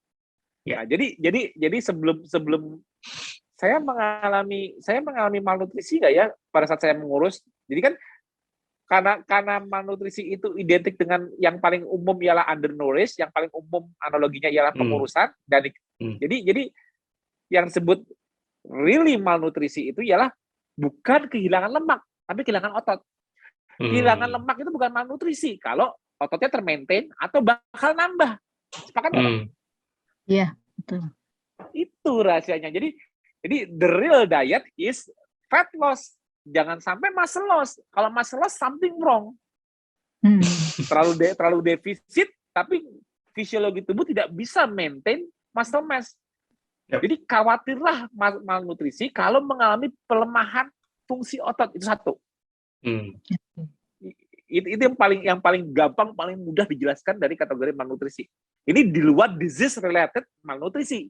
Kalau disease related malnutrisi itu jelas itu kronik. Jadi inflamasi yang tinggi jelas dong. Inflamasi yang tinggi katabolismenya juga tinggi gitu loh. Nah, jadi dia harus dikoreksi oleh seorang ahli gizi, dikoreksi bahwa dia harus ditambahin sesuatu karena apa? Dia mengalami, contohnya kalau disease related malnutrisi, contohnya seseorang dengan simpatetik tinggi, dia mengalami stres tinggi dong, inflamasi tinggi di tubuh, stres yang meningkat di tubuh, otomatis dia mengalami contohnya diare, mual-mual, terus overactive bladder, bolak-balik pipis. Kira-kira itu mengalami loss besar nggak di nutrisinya dia? Contohnya di mikronutrisinya. Contohnya yang paling gampang, kalium, apa itu? Kalium, natrium, gampang drop, natriuresis, diuresis, fosfaturia. Ini semua terjadi di saat kondisi dia mengalami disease-related malnutrisi. Jadi itu cuma salah satu bagian, bukan wah kamu nih gara-gara gara-garanya kamu nggak makan kalium, jadi kamu kurang. Enggak gitu. Itu tadinya normal, tapi karena disease-related malnutrition, kenapa? Karena ada chronic illness-nya, contohnya kayak orang heart disease, bisa kena kalium loss. Bukan berarti dia tidak makan kalium loh. Betul nggak, Pak? Jadi loss ya. Tapi karena dia ada loss, makanya untuk mencegah malnutrisi dia dikoreksi. Tapi yang paling benar ialah penyebab loss-nya itu yang diperbaiki nggak, Pak? Penyebab overactive bladder-nya misalnya, atau pemicu mualnya, koreksi mualnya, tutup ininya, supaya tidak terjadi loss lagi kan. Walaupun kita secara, misalnya dia nggak bisa makan, secara parenteral kita masih bantu dengan makanan dari ahli gizinya, tapi kan it's not a real malnutrition of lifestyle-nya dia misalnya gitu loh. Jadi kan agak konyol kalau misalnya kalau misalnya kita melihat orang yang mengalami hipokalemia, orang mengalami hipomagnesemia yang ditemukan secara lab langsung dibilang ini pasti dia makannya malnutrisi. Enggak. itu kan lab elektrolit. Semua orang yang mengalami inflamasi tinggi, dehidrasi ya pasti mengalami itu. Iya, elektrolitnya juga salah satunya ini Mas Dio, saya ngelihat malnutrisi yang di sini ini bahwa memang malnutrisi itu karena nggak makan. Ya, salah satunya. Akarnya itu harus cari tahu. Akarnya harus cari tahu. Kenapa saya nggak bisa nggak makan? Saya sengaja nggak makan, atau saya mual nggak bisa makan? Iya. Nah, apa penyebabnya? Gitu loh. Karena memang tidak makan gitu ya, kan? merasa tidak butuh makan karena punya banyak tangki bensin sehingga yang dimakan mungkin hanya ya penggembiranya saja gitu ya. Biasanya salah satu yang sering itu mempertahankan performa, Mbak Arlen, karena mungkin sudah terbiasa oh saya sudah bisa puasa sampai jam 4 sore, kan. Jadi tahu-tahu pas berasa lapar jam 12 itu, ini something wrong ini. Nggak boleh, nggak boleh. Gitu. Jadi kenapa kalau di KF itu aku kasih untuk pindah fase itu aku kasih batasan gula darah. Itu gula darah itu salah satu cerminan untuk melihat nilai kortisol. Jadi kalau tubuh kita masih tinggi, simpatetik kita masih simpatetik maupun kortisol masih tinggi, otomatis kan gula darah fasting glukos kita kan pasti masih tinggi. Itu menunjukkan kemampuan kita dengan stres di tubuh. Kalau orang dengan menahan lapar sampai sore hari, dia udah lapar, dia belum kalau aku kan memang kayak ini, aku jam segini belum makan. Ya bukan aku sengaja, memang belum lapar, sumpah deh. Aku swear, aku dari pagi aku nggak Mas Tio kok omat gitu, nggak ada di protokol, Mas Tio omat, ya aku nggak tahu. Ini terbentuk setelah aku 13 tahun itu, ya aku nyaman. Terus Mas Tio buka sore tidurnya terganggu nggak? Enggak, itu dia. Tapi kalau kalian coba ngikutin aku, bisa jadi tidurnya malah terganggu. Kenapa? Udah ketinggian stresnya duluan. Dia kan setiap orang beda. Jadi maunya aku itu kalau memang sudah mampu, lakukan. Kalau belum mampu, jangan dipaksa. Jangan. Kalau belum mampu dipaksa, kelihatan nggak gula darahnya naik? Pasti. Itu makanya kortisolnya melebar. Makanya kalau gula darah naik kan malah disuruh mundur lagi fasenya. Kalau suruh mundur fase berarti yang berkurang apanya? Jam puasanya berkurang lagi nggak? Iya, jam puasanya berkurang. Itu karena tujuannya kan adaptasi terhadap kondisi puasa. KF itu tujuan awalnya bukan adaptasi terhadap kondisi makan loh. Adaptasi untuk kemampuan berpuasa. Yes. Untuk mampu berpuasa butuh adaptasi pelan-pelan. Bukan berarti kita latih, coba aku coba jam 1. Masih bisa. Oh, coba buka jam 2. Nggak lapar. Oke. Ada juga nih, buka jam 2, jam 3 karena nggak lapar, baru lapar jam 3, dia coba, tapi tidurnya nggak bagus. Itu sama aja. Jadi jangan insting lapar juga, tapi lihat begitu kita. Tapi Mas bener Mas, saya nggak lapar. Saya jam makan 3, jam 4 pun nggak apa-apa. Saya nggak lapar. Oke. Terus tidurnya? Nah itu dia Mas. Nggak tahu nih tidurnya kok agak susah. Kalau gitu lagi. Walaupun dia bisa makan sampai jam 4 karena dia nggak lapar, tapi kalau tidurnya bermasalah, mendingan mundur dulu, buka jam 12 dulu. Tidurnya bagusin dulu, baru nanti kalau tidur bagus, gini, tidur bagus malamnya, tadi malam tidur bagus, badan kayaknya fit banget, fresh nih, enak rasanya. Nanti coba buka jam 1, Oh, tidurnya masih bagus juga malamnya, coba buka jam 2, Karena kalau tidur bagus kan pasti paginya fit dong, bawa gerak terus, nggak cepet lapar, betul nggak? Nah, begitu tidurnya nggak bagus, udah, aku buka jam 3 kok tidurku nggak bagus ya. Semalam tidur sebelum jam 8, tapi aku semalam 3-4 kali bangun. Tapi pagi-pagi udah keroncongan. Paksain lagi nggak dong. Mendingan ngerem. Mendingan aku nurunin simpatetik tone yang ketinggian gara-gara bolak-balik terbangun saat tidur, fragmentasi tidurnya banyak pada saat tadi malam. Mendingan aku sempatkan 1-2 jam tidur di siang hari ini. Mendingan aku buka jam 12, makan kenyang. Tidur. Dapat tidur sebentar. Nah, tapi langsung ingat, walaupun masih kenyang, tetap isi lagi di sebelum tidur di malamnya. Selalu gini.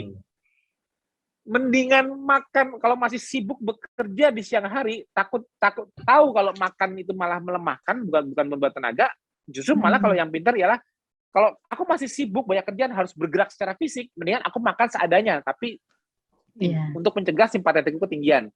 Jadi tetap nggak puasa panjang, tapi udah makan seadanya, secukupnya, nggak sampai kekenyangan, jadi masih bisa aktif. Tapi selalu ingat bahwa nanti sore sebelum tidur, pastikan aku tidur dalam kondisi kenyang. Bukan tidur dalam kondisi udah mau kosong perutnya. Jangan sampai ntar baru tidur, makannya tadi jam 12 kenyang, sorenya malas makan, mikirnya masih kenyang, tapi pas tidur jam 8-nya baru benar-benar kosong, jam 9-10 melek. Baru lapar lagi sekarang. Nah, safety-nya ialah anggap aja udah terlanjur makan kenyang siangnya. Mendingan paksain aja. Udah masih habis maghrib makan telur lagi 2 atau 3 atau ikan deh. Sampai heknya kerasa lagi. Nah, baru nih tidurnya enak apa enggak. Jadi kita membuat diri kita food coma supaya kita nggak bisa banyak mikir, nggak pikirannya melayang-layang, orang buat mikir untuk mikir bener aja susah, kalau udah kekenyangan apalagi mikir yang ganda kan. Nah, itu kuncinya big meal bukan one meal ya. Big meal paling terbesar di akhir sebelum tidur itu kuncinya. Ya, aku nggak ngajarin one meal ya. Makan boleh makan kenyang, makan di siang hari, tapi ingat kalau tetap isi sebelum tidur 3-4 telur lah. Udah banyak banget di siang makan. Ya terserah. Tambahin lagi biar yakin masih bakal tetap kenyang pada saat tidur. Prinsipnya gitu aja. Atau volume makannya paling terbesar di terakhir. Nanti aku tadi cuma makan ayam 2 sama telur 1. Nanti pas snack aku cuma makan alpukat sama apa. Tapi nanti aku mau makan telur 4 misalnya atau telur 3 tambah ikan 2, 4 kenyangin pol.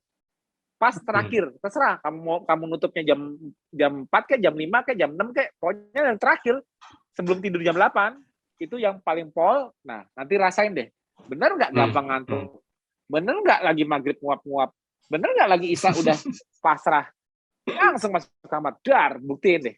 Jadi terutama bagi yang masih mengalami sukar tidur. Kemarin kita ngajarin banyak teknik ya, maksudnya teknik untuk relaksasi dan sebagainya. Tapi udah nyoba belum teknik kekenyangan? Udah nyoba belum teknik food coma?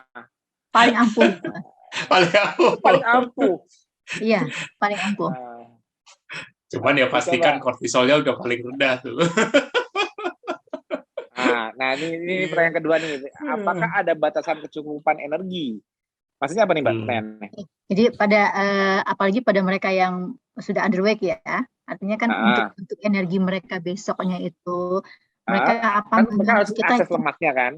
Nah, underweight-nya juga tanda kutip, Mbak. Underweight-nya tanda kutip. Underweight dengan catatan body fat-nya berapa? Karena ada orang underweight, body fat-nya 20-25% loh, Mbak. Jangan salah. Iya. Ini kayak aku nih. Ya, Mbak. Sekarang gini. Mbak ngeliat aku underweight ya kalau Mbak lihat. Aku berat 68-69. Underweight ya kalau Mbak lihat aku. Mbak ngeliat aku kayak normal kan? Ideal kan bodinya? Iya. Nah, cari orang underweight, adu body fat percentage sama aku. Aku sekitar 12-15. Yang underweight, yang berat badannya kelihatannya orangnya kurus, berat badannya di bawah aku, misalnya cuma 65. Kalau dilihat body fat percentage-nya, bisa jadi gedean dia. Ayo, sepakat nggak, Mbak? Betul. Itu dia.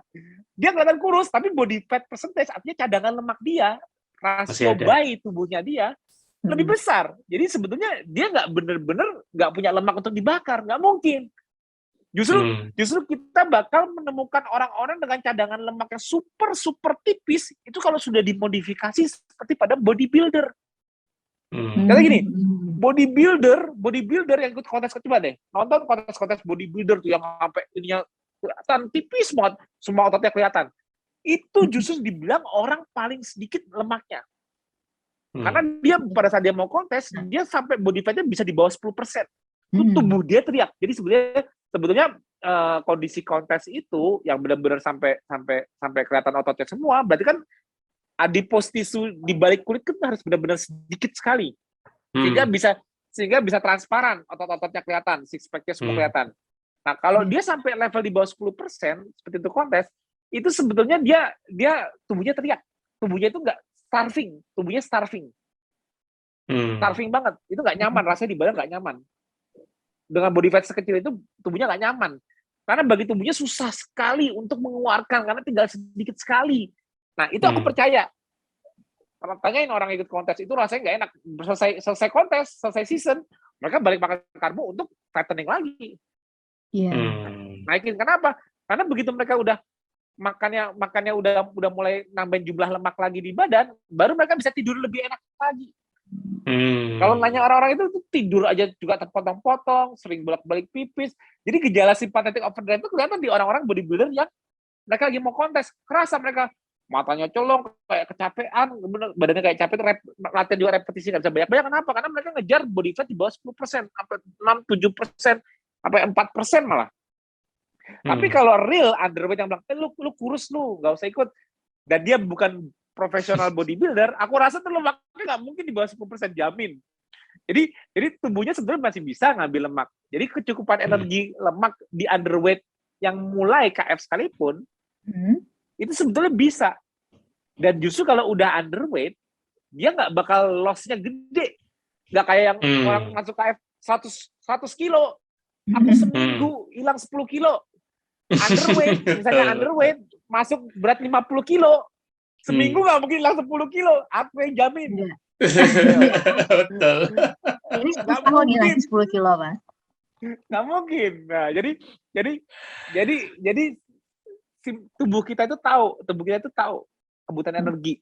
Dan dulu waktu belum dikasih ilmu, kita belum punya informasi cara ngitung kalori dan sebagainya. Sensing tubuh kita itu simple, yaitu grelin dan leptin. Grelin ialah hormon yang disekresikan oleh pencernaan kita. Pencernaan kita mensekresikan hormon grelin yang membimbing kita untuk mencari makan, rasa lapar. Ya.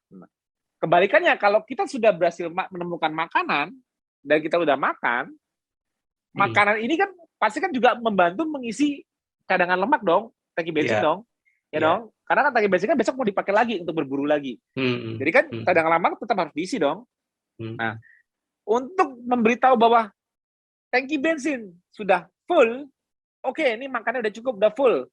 Nah, kalau tadi sel pencernaan yang mensekresikan grelin, kalau ini kebalikannya, sel lemak yang mensekresikan leptin. Leptin artinya untuk menunjukkan ke otak bahwa stop makan. Nah, ya. Jadi gini, grelin dan leptin ini banyak orang yang belum paham banget. Tadi kan aku jelaskan secara simpelnya. Sekarang aku tanya, kalau grelinnya ketinggian, kira-kira lemak di badan kita dilepas semua apa justru malah ditahan? Grelin ketinggian. Grelinnya ketinggian. Enggak. Kalau grelinnya ketinggian, laparnya ketinggian, kira-kira lemak di tubuh kita dikeluarkan lebih banyak apa malah justru lebih sedikit? Lebih sedikit. Pintar. Itu survival. Itu yang benar. Jadi lucu kalau seseorang yang grelinnya ketinggian, sinyal laparnya ketinggian dia tahan-tahan, justru dia malah susah bakar lemak. Kenapa? Karena itu survival. Kalau grelinnya ketinggian, sinyal ke sistem tubuh kita ialah susah banget nyari makan di kondisi sekarang, ekosistemnya. Tubuh langsung berusaha nahan, karena tubuh taunya ini manusia harus survive, kita simpan sebanyak-banyaknya lemak, keluarkan makin sedikit. Kalau grelinnya konservasi. Nah, karena grelin menunjukkan tidak masuknya makanan. Ya. Nah, oke. Kebalikannya, kalau leptinnya meningkat, leptin kan stop makan kenyang. Tapi kalau leptinnya meningkat, artinya apa? Kebanyakan stok di gudang nggak? Iya. Nah, kalau kebanyakan stok di gudang, kita harus mengeluarkan lemak nggak dari gudang? Ya. Tadi kan leptin itu kan sinyal makan, makan. Tapi begitu leptinnya ketinggian, lemak yang kebanyakan ini harus dikeluarin nggak? Iya. Nah, artinya leptin yang ketinggian meningkatkan sistem stres kita untuk membawa kita expenditure energinya nggak? Untuk belanjain ya. Untuk dibelanjain dong, karena ini leptin udah bilang udah penuh. Nah, kepenuhan, leptinnya naik lagi. Kira-kira kan harus dikeluarkan. Nah, kalau mengeluarkan itu harus dengan apa? Kalau untuk lemak keluar dari badan, artinya kita harus bergerak nggak? Iya. Normalnya seperti itu. Jadi gini, jadi kalau orang mengalami sulit tidur, yang terjadi awalnya apa? Pagi hari grelinnya lebih tinggi, tapi leptinnya lebih rendah. Betul. Artinya apa? Justru orang yang sulit tidur lebih susah bakar lemak. Kenapa? Aduh, coba grelin, kalau orang yang susah tidur atau orang yang tidurnya kurang, kira-kira kalau pagi tambah lapar nggak? Cepat lapar nggak? Tambah lapar. Itu tanda-tandanya grelinnya tinggi. Tapi kan gue mau diet, gue tahan. Biar lemaknya Kira itu karena mau bakar lemak alasannya. Kira-kira itu lemaknya banyak dikeluarin apa malah banyak yang ditahan? Ditahan. Sekarang kebalikannya, kalau tidur bagus, kebalikannya grelin lebih rendah di pagi hari, leptin lebih tinggi di pagi hari. Artinya apa? Rasa lapar berkurang, dorongan untuk kita bergerak, untuk expand energi dari leptinnya. Kerasa nggak? Nggak lapar, bawaannya pengen gerak, karena tidur bagus. Kerasa nggak? Kerasa banget. Nah, itu yang benar. Jadi leptin itu sebetulnya memberikan sinyal yang tepat di pagi hari. Kalau kita tidurnya bagus, leptin kita bagus di pagi hari. Artinya apa? Kita didorong untuk use energinya. Leptin memicu, ayo nih dipakai, dikeluarin. Karena ada di gudang lemaknya ada nih. Gampang, tubuh ngeluarin lemak gampang kalau leptinnya udah naik. Tapi kalau grelinnya yang naik, kebalikannya. Tubuh malah, dulu, tahan-tahan. Ini kan lapar, jangan, justru malah gue hemat nih, jangan-jangan nggak makan lagi nih orang. Nah, gitu loh. Jadi kalau orang nanya resep sama aku, Mas, gimana trik fat loss yang benar? Kunci paling terbagus cuma satu. Pastikan kamu tidur bagus malamnya. Kenapa?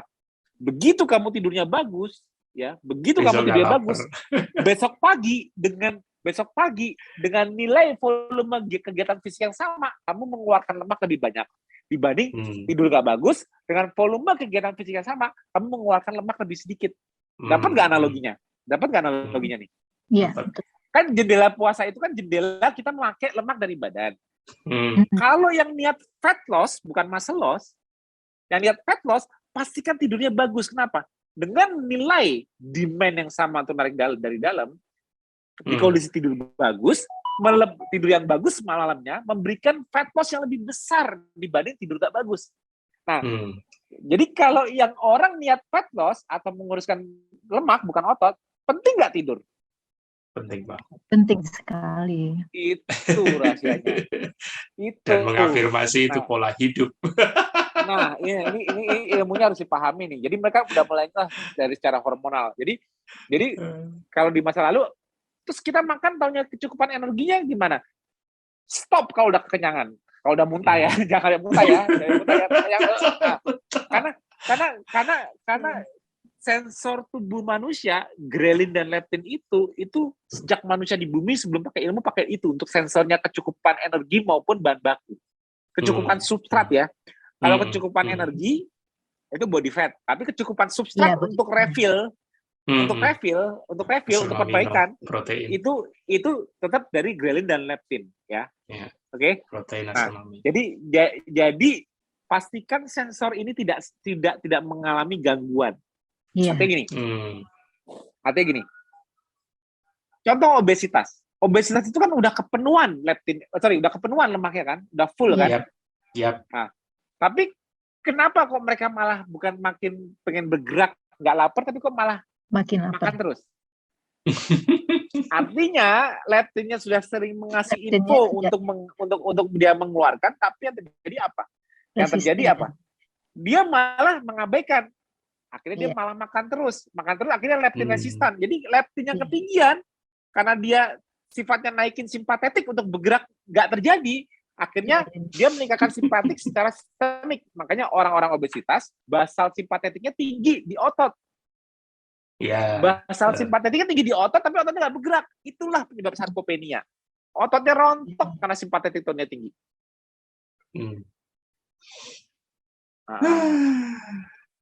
Itu ya rahasianya. Jadi kalau lihat gambar besarnya langsung. Iya kan? Nah, pengaruh KF pada osteoporosis berkaitan dengan penyerapan dan bentuk. Wah, ini paling gampang. Osteoporosis itu cuma satu hal. Mau osteoporosis nggak? Mau mengalami loss calcium gede nggak? Satu hal yang perlu ditinggiin. Tahu apa hormon apa yang perlu ditinggiin? Hormon apa? Insulin. Resep osteoporosis cuma satu. Insulin tinggi, selesai. Pasti osteoporosis, aku yang jamin. Jadi kalau kita mau melawan osteoporosis, mau meningkatkan bone absorption-nya, turunkan insulinnya. Itu. Mas Bud, ini aku dipanggil itu sebentar. Mas Bud, gantiin aku sebentar sambil cariin. Mas ketikin deh di Google, PMC NCBI. Hyperinsulin osteoporosis. Lihat jumlahnya berapa banyak. Siap. Bentar ya Mas Bud ya. Bentar ya. Siap. Ini sambil aku cari ya. Adi Marlen. Iya. Moga-moga bisa ketemu. Aku selalu dadakan begini sama Mas Tio. Mas Budi? Kenapa? punya banyak cadangannya, tinggal cari. Sudah tahu keywordnya? Biasanya kalau mau baru cari itu kalau pas ini ada yang nanya gitu. Kamu Ini gak sudah ketemu. pertanyaannya dari tadi ya ternyata.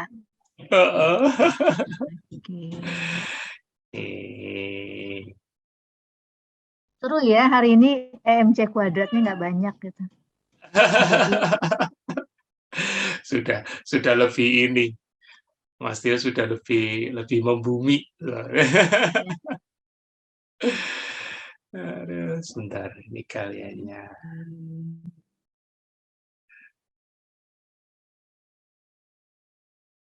Ini ada 2000. Bang Monika nanya nih, Ibu kan dosen gizi, terus saat sudah ngejalanin KF ngerasa bertolak itu itu dari Mbak Monik itu dia iseng gitu. Soalnya kan belum diceritain sama Mbak Adlen tadi. Udah, isi piringku udah. Oh, isi piringku tadi udah ya. Bisa bertolak belakang nggak? Jadi ketika isi piringnya kan sama ya. Jadi prinsipnya kalau saya nyebutnya sambil Mas Budi nyari ya, boleh ya? Iya, nggak apa-apa. Saya prinsipnya selama saya berpikirnya gini, gizi seimbang itu bukan berarti yang seperti itu. Tidak baku ya, setengah itu yang setengah itu 23 itu nasi, sayur, lauk, terus yang setengahnya sayur, buah gitu enggak. Esensial nutrisi itu apa sih gitu. Nah, protein dengan asam aminonya yang esensial, kemudian omega 3, omega 6, mineral dan vitamin. Kalau itu kita dapatkan setiap hari dalam jumlah yang cukup, sesuai juga dengan kayak tadi energinya untuk refill-nya. Untuk kita isi lagi, untuk biasa kita gunakan kembali. Makanya saya nyanyi tadi energinya, artinya memang kita harus setiap hari asup lemak dalam jumlah yang cukup gitu ya, supaya kita bisa refill juga untuk cadangan energi kita besok gitu. Nah, kalau itu saya nyebutnya sudah seimbang. Kan gizi seimbang. Semua gizi esensial terpenuhi. Nah, ini penting ya. Jadi karbohidrat kan tidak esensial. Tidak zat gizi esensial. Gitu. Tapi kan kalau di politiknya nggak bisa begitu ya. Ya, itu dia. Kalau kita merubah pola isi piringku kan, aco nanti diganti dengan seperti ini. Ya. Harus paham dulu. Kemudian makanya saya lebih concern mungkin pada kasus-kasus ya, ketika teman-teman obesitas, saya jelasin. Ketika teman-teman saya sudah dampingin juga satu teman yang dosen juga. Kalau pertanyaan dosen gizi yang lain, ada dosen juga yang sudah bermasalah juga mungkin dengan gula darah. Saya ngajak, udah tuh berat badannya nggak turun malah, karena dia itu sama seperti saya, start dengan 50 kilo itu berat badannya nggak turun, tapi dia jalan gitu, dia jalannya, karena saya bilang jangan maladaptasi kayak saya ya, jangan nahan makan gitu ya. Makan ya Mas. Siap. Udah ketemu tadi. Nah, nih Mas Dio udah datang lagi. Ada satu ini, aku tampilin aja sebentar ya. Iya. Mas Tio lagi ngelatih aku soalnya suruh nyari jurnal-jurnal yang ini. Ya betul, bagus. Ya. Saat juga. Nah, coba baca. Nah, lihat fragility collagen stress. Lihat. Terus ke atas lagi. Ini tadi aku nemuin ini. Nah, ini T2DM increase. Nah, ini. Monggo, Mas. Ya. Nah, jadi kalau kita nggak mau mengalami kerusakan tulang, ya, basicnya ya kerusakan tulang artinya absorpsinya turun dan malah absorpsinya turun dan malah rilisnya tinggi kalsiumnya. Jangan mengalami dua hal. Rilisnya tinggi. Hyperglikemia dan hyperinsulinemia. Itu dua hal paling utama. Jadi kalau kita melakukan apapun yang kita lakukan dengan pola hidup kita, pola hidup ya bukan pola makan loh. untuk bisa mencegah hiperglikemia dan hiperinsulinemia, itu ialah ikhtiar mencegah kerusakan tulang, salah satu osteoporosis. Nah, sekarang aku tanya, kalau kita nggak makan karbo, kita makan ikan, telur, ayam, daging, kira-kira glikemia kita terjaga nggak postprandial setelah makan? Seharusnya terjaga ya. Oke. Nah, kalau glikemia terjaga, berarti kan makanan kita dengan glikemia yang rendah postprandial membutuhkan respon insulin yang tinggi-tinggi nggak? Ya enggak, insulinnya lebih rendah. Ya, kalau insulin kita lebih rendah, insulin reseptor kita tidak sering dimodulasi, tidak sering disensitifikasi oleh insulin yang beredar dalam jumlah banyak karena hanya secukupnya. Kira-kira insulin reseptor kita di otot, di tulang dan sebagainya makin sensitif nggak mendengarkan insulin? Iya. Nah, jadi justru orang yang pola hidupnya ini bukan pola hidup, baru pola makan dulu. Orang yang pola makannya sering memasukkan makanan dengan nilai glycemic index yang tinggi, yang akhirnya membutuhkan apa? Membutuhkan respon insulin yang tinggi. Ujungnya apa yang terjadi dengan insulin reseptor? Ya, kan insulin itu kan disekresikan untuk menurunkan gula darah, sepakat? Ya. Ya, berarti cara kerja sebenarnya dari insulin ialah membuat glukos atau gula diuptake oleh sel yang memiliki insulin reseptor, sepakat? Iya. Nah, oke ya. Nah, kalau insulin spike-nya selalu tinggi, otomatis peredaran insulin itu tinggi di sirkulasi darah. Kira-kira reseptor insulin ini bakal mengalami desensitifikasi sama halnya seperti orang obesitas yang leptinnya tinggi terus nggak? Iya, sibuk. Nah, akhirnya insulin resistan itu terjadi karena apa? Insulin yang kebanyakan, apa insulinnya sudah mulai apa tubuh yang resist dengan insulin yang dihasilkan? Iya. Karena sudah resist. Ya. Nah, kalau sudah resist, betul itu rahasianya. Nah, jadi pola makan kita sudah benar untuk postprandial respon, artinya respon setelah makan dari apa? Dua hal. Glycemic respon setelah makan kita dijamin bagus karena nggak makan karbo. Insulin respon kita setelah makan dijamin bagus karena glikemiknya rendah, paling rendah malah, betul kan? Yeah. Nah, jadi kalau udah dengan tidak makan karbo, sudah jelas kita mudah menjaga postprandial insulin respon dan glycemic respon, sepakat? Iya. Nah, sekarang aku tanyanya bukan itu. Untuk menjaga fasting insulin kita tidak tinggi, fasting insulin ngetesnya biasanya untuk dengan HOMA-IR. Itu untuk mengetes fasting insulin. Jadi kalau orang yang insulin resistan atau insulinnya sudah tidak sensitif, fasting insulinnya itu biasanya tinggi pagi hari. Fasting loh. Aku ngomong ya, pagi hari belum makan, fasting insulinnya tinggi. Itu justru malah insulin resistan. Tapi kalau fasting insulinnya rendah di pagi hari, itu justru malah insulin sensitif. Biasanya berbarengan dengan glikemia yang lebih rendah. Alias gula darah puasa lebih rendah. Nah, kalau gula darah puasa lebih tinggi, biasanya diikuti oleh insulinnya lebih tinggi. Fasting loh ya.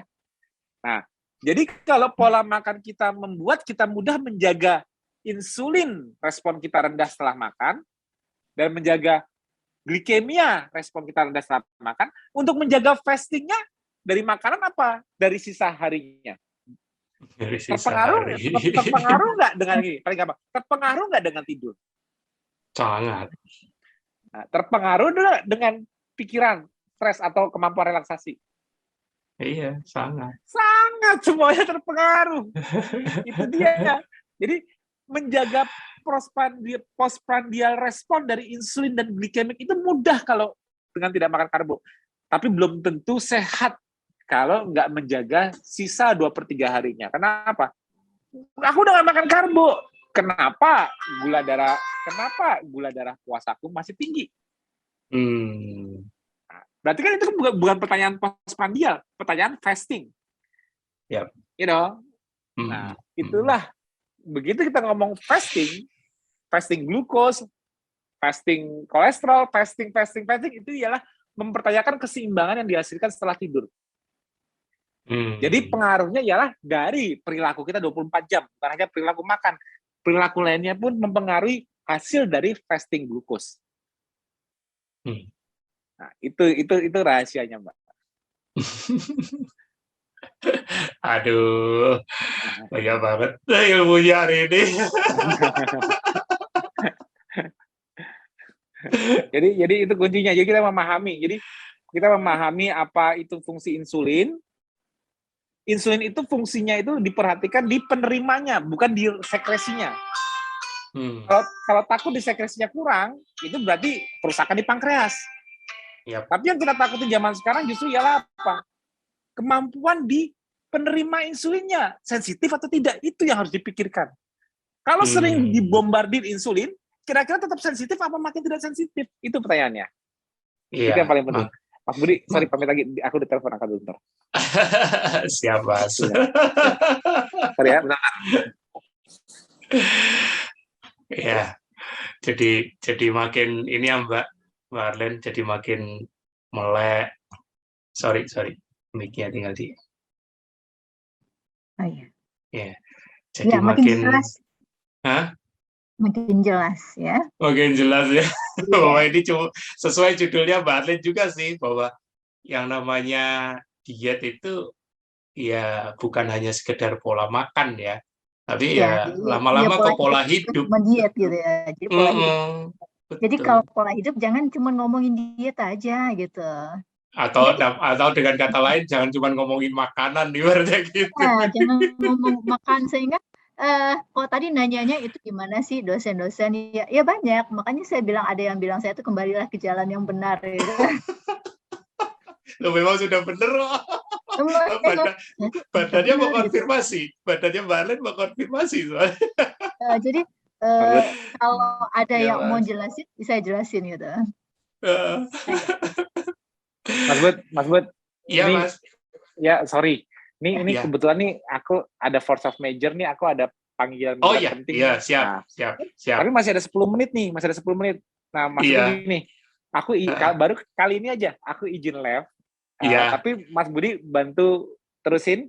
Iya, Mas. Siap. Siapa tahu Mbak Arlen ada cita-cita lebih bagus lagi yang inspiratif. Siap. Terus aku minta maaf Mbak Arlen karena ini benar-benar ada urgensi yang aku harus. Terima kasih Mas Yo. Ya, ini aku pamit tapi jangan stop dulu, acaranya jangan stop dulu ya. Iya, aku pamit dulu. Terima kasih udah yang nonton, mudah-mudahan bermanfaat dan mungkin nanti pas closing Mbak Arlen harus ngasih pesan yang bagus buat para warrior terus semangat dari Ali Gizi nih. Dosennya malah bilang bagaimana kesannya dengan KF, sesuai visual apa enggak, mudah-mudahan Mbak Arlen bisa memberikan inspirasi. Tapi kalau untuk sekarang ilmuku sampai di sini dulu karena aku ada urusan sangat urgent mendadak. Aku maaf, aku pamit dulu ya. Iya Mas. Mbak Arlen makasih banget Mas Bau. Sama-sama. Makasih Mas. Ya Mas. Okay. Ya Mas. Siap. Puji Tuhan, pertanyaannya Mbak Arlen juga sudah terjawab semua. Dengan clear lagi. Keras banget gitu ya. Iya. Karena saya berpikirnya awalnya gini, apa sih? Ya kembali lagi kehebohan malnutrisi, hipokalsemia, hipokalemia. Kenapa semua jadi pada hipo begitu? Apa memang kekurangan asupan? Setelah saya hitung, saya juga pernah ngecek loh Mas Budi itu. Saya hitung di Fat Secret gitu. Iya. Memang pada awalnya saya bergabung di KF itu asupan saya itu kurang dari 1.000 kalori. Jadi berat badan segini, kurang ya gimana nggak habis-habisan gitu. Ya wajar barangkali bisa malnutrisi juga saya ini gitu ya. Kemudian saya coba naikkan asupannya, kemudian kelola stres, cukup tidur ya, tidurnya lebih berkualitas. Itu pelan-pelan membaik, kondisinya membaik. Artinya tidak ada keluhan yang mungkin yang awalnya sempat sudah terjadi pengurusan otot gitu ya, sudah mulai ada malfunction ya, artinya sudah merasakan mulai ada kok jalan dikit sudah capek gitu ya, apa otot saya memang sudah jadi pengerusan otot gitu, sudah terjadi sarkopeni juga jadinya kan. Nah, karena ini jadi saya rasanya ya sudah mungkin ini nih salah satunya itu ya, karena mengurangi makan sendiri ya kan, artinya waktu itu juga ada tuh sarannya panjangin puasa, saya panjangin puasanya, saya puasa jam 3 sore, padahal udah aduh lapar banget ya, masih lama ya. Akhirnya stres tubuhnya makin tinggi kan. Betul banget. Saja artinya yang tadi disampaikan sama Mas Tio tentang fasting insulinnya makin tinggi itu ya karena saya manjangin puasanya. Justru insulin saya jadi hyperinsulinemia karena fasting. Iya, jadi naik, betul. Nah, ini yang memang kita butuhkan. Mas Tio juga banyak berharap kenapa lewat para nakes yang jadi narsum di TFH ini untuk membantu mengawamkan nih Mbak, ya kan? Karena ini kebetulan nih kita bersyukur banget Mbak Arlene sebagai ahli, salah satu yang praktisi gizi ya atau ahli gizi, ini bisa nanti menjembatani bahwa satu tadi poinnya kan bahwa kita nggak bisa cuma bicara diet itu seputar makanan loh, itu satu ya kan. Kalau nggak nanti muter aja terus ya kan. Oh, kurang natrium, apa nih sumber makanan natrium gitu kan, gitu lagi. Itu terus, tapi nggak pernah disentuh root cause ya. Itu tadi. Jadi pada saat mengalami gejala, kayaknya kita juga harus mulai mengkampanyekan atau mulai mengedukasi bahwa ayo lihat root cause-nya nih. Pola hidup apa yang di zaman modern ini yang tanpa sadar ternyata itu salah. Karena Mas Tio sering berpesan kan, alam itu dulu memberi petunjuknya, memberi batasannya. Zaman modern menghilangkannya nih. Ya kan? Matahari udah terbenam, lampu terang di mana-mana. Itu. Ya kan? Harusnya sudah tidak ada hiburan, ini sudah hiburan tidak pernah berhenti 24 jam. Ya kan? Belum lagi teknologi, gadget, dan segala macam. Bukan berarti kita harus menghindari. Nah, itulah gunanya protokol bahwa memberi petunjuk. Protokol itu membantu kita menggantikan alam memberi petunjuk. Oh iya, aku harus tidur. Oh iya, aku harus rileks. Oh iya, aku pagi harus banyak bergerak gitu kan. Benar, jadi mendengarkan tubuh itu ternyata benar itu. Sangat. Itu yang kadang-kadang kita nggak pernah mendengarkan tubuh, kita sok tahu dengan tubuh sendiri gitu ya. Kita baru sebatas menafsirkan hasil lab itu tidak utuh. Jadi kalau terdeteksi kurang, kita panik. Jadi maksudnya, wah ini mesti ini ya. Contoh paling sederhana kolesterol, ya kan? Kolesterol tinggi, langsung gimana caranya menurunkan? Karena kolesterol saya itu makin tinggi kan? Tapi santainya aja ngelihat, oh ya nggak apa-apa, cadangan energi gitu. Kalau pernah saya menjumpai, saya mendengar dokter ada yang bilang begini, disampaikan oleh siapa ini, salah satu yang saya bimbing, ada dokter yang bisa melihat begini, jadi pada saat kolesterol terdeteksi tinggi, dia akan melihat trigliseridnya. Nah, begitu trigliseridnya terdeteksi rendah, terlihat rendah, bukan tinggi juga, dia langsung bilang gini, karena dia paham, oh ini kolesterol bukan dari makanan. Nah, jadi kalau ada dokter yang paham begini, saya lega. Kadang-kadang ada beberapa rekan dokter itu masih melihat parsial. Jadi, oh ini kolesterol harus rendah nih, nggak boleh tinggi. Dia lupa ada kaitan fisiologisnya dengan triglycerid, dengan LED, HbA1c kayak gitu. Jadi kadang-kadang ya kita harus bisa pandai-pandai juga lah mengkomunikasikan. Makanya kalau Mbak Arlene kolesterol tinggi, aku nggak khawatir karena aku tadi lihat trigliseridnya kan sudah 46 ya kalau nggak salah, 49 ya. Nah, jadi aku yakin itu bukan dari makanan, walaupun yang dimakan kan tinggi kolesterol kesannya. Telur terus ya. Karena ternyata digunakan untuk seperti tadi Mas Tio bilang, digunakan untuk building block gitu. Iya. Nah, bukan untuk disimpan ibaratnya gitu. Iya, betul. Tidak ditumpuk ya. Aduh, ya, aduh, ini Oke. kalau diterusin sih nggak selesai-selesai ya. Aku aja masih pengen tertarik, tapi kayaknya harus kita sudahi ya kan. Kebetulan juga sudah mendekati jam asar. Iya. Monggo Mbak Arlin, kalau ada pesan kesan ya kan, dan juga penyemangat untuk teman-teman yang nanti menyimak rekaman TFH episode Nakes ini, silakan Mbak.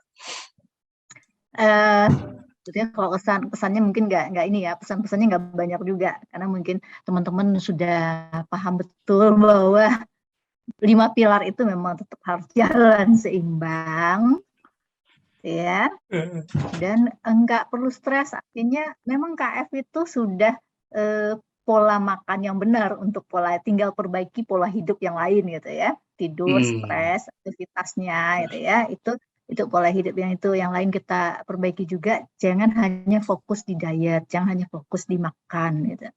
Ya, karena jadi kalau kita masih tetap aja berantem, makannya gini, ya nggak selesai-selesai, sementara yang lain masih juga di kondisi seperti itu gitu ya. Yes. Terminal obesitas yang isi orangnya obes semua tapi tetap senyum-senyum gitu. Saya malah ingetin, tolong teman-teman lingkar pinggang jangan lupa ya diukur terus ya, gitu kan. Artinya kita sendiri sudah tidak dengan diri sendiri, gimana kita mau mengedukasi orang lain. Ya, barangkali gitu ya. Tetap semangat deh. Saya meskipun tetap ada yang bilang ini jalan yang kembali ke jalan yang benar, tetap saya akan coba jelaskan bahwa ini udah benar secara fisiologis, ini sudah benar. Jadi tinggal gimana kita menerimanya dan bagaimana bisa jadi warrior di sini, karena memang di dunia obesogenik saya terlihat kecil ya. Padahal saya normal gitu kan. Akhirnya kita menjadi orang normal di dunia obesogenik, kita terlihat tidak normal. Nah, aduh, keren. Semangat ya, jadi semangat buat teman-teman yang warrior bahwa sebenarnya kita itu normal. Yes. Tapi orang berada di dunia yang obesogenik, kita terlihat jadi tidak normal gitu. Iya. Aduh, keren. Ya, memang benar, kita harus sadar bahwa kita berada di dunia zaman modern yang obesogenik, jadi terkesan kita tidak normal. Kita tidak normal skip sarapan ya, kita tidak normal tidak makan nasi padahal gampang didapat ya kan. Kita memilih untuk membatasi jendela makan padahal makan mudah, bukan kelaparan. Kita menerima komposisi tubuh ini pada orang pada gemuk-gemuk berarti makmur gitu ya. Itu dia.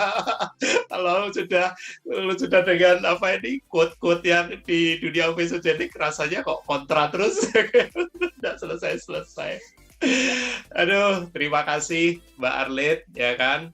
Terlepas dari Mas Tio masih ada urusan, tapi saya bersyukur tadi pertanyaan Mbak Arlin juga sudah terjawab semua, tercerahkan dengan fisiologi yang clear ya. Dan pesan dari Mbak Arlin ini pastinya akan banyak disimak nantinya di rekaman dari mereka yang melihat di rekaman YouTube. Terima kasih loh Mbak Arlin. Mungkin teman-teman ada pertanyaan atau ada tanggapan, tadi belum sempat ditanggapi semua, tapi terima kasih deh, semangat sekali kita hari ini. Siap. Dan pastinya nanti di kolom komentar YouTube akan banyak yang mengomentari nanti. Tunggu. Siap. Oke. Terima kasih. Teman-teman, sayang sebenarnya kalau kita diskusi ini harusnya bisa diteruskan, tapi jangan khawatir, minggu depan pasti masih ada warrior dan juga nakes yang nanti juga akan menginspirasi. Tinggal tunggu aja kok waktunya ya, tiap hari Rabu dan Sabtu. Pasti makin banyak akan tercerahkan, pasti makin banyak memahami bahwa KF itu bukan hanya sekedar diet. Ya, ini statement dari seorang Mbak Arlin ya, praktisi gizi. Ya, beliau menyadari bahwa KF itu adalah lifestyle, pola hidup, perubahan perilaku yang dibutuhkan. Jadi tidak hanya melulu hanya sebatas di faktor makanan. Ya, pastikan minggu depan teman-teman nantikan pengumuman di wall-nya Mas Tio dan selalu stay tune dan menyimak. Oke, sampai jumpa dan salam sehat. Dadah.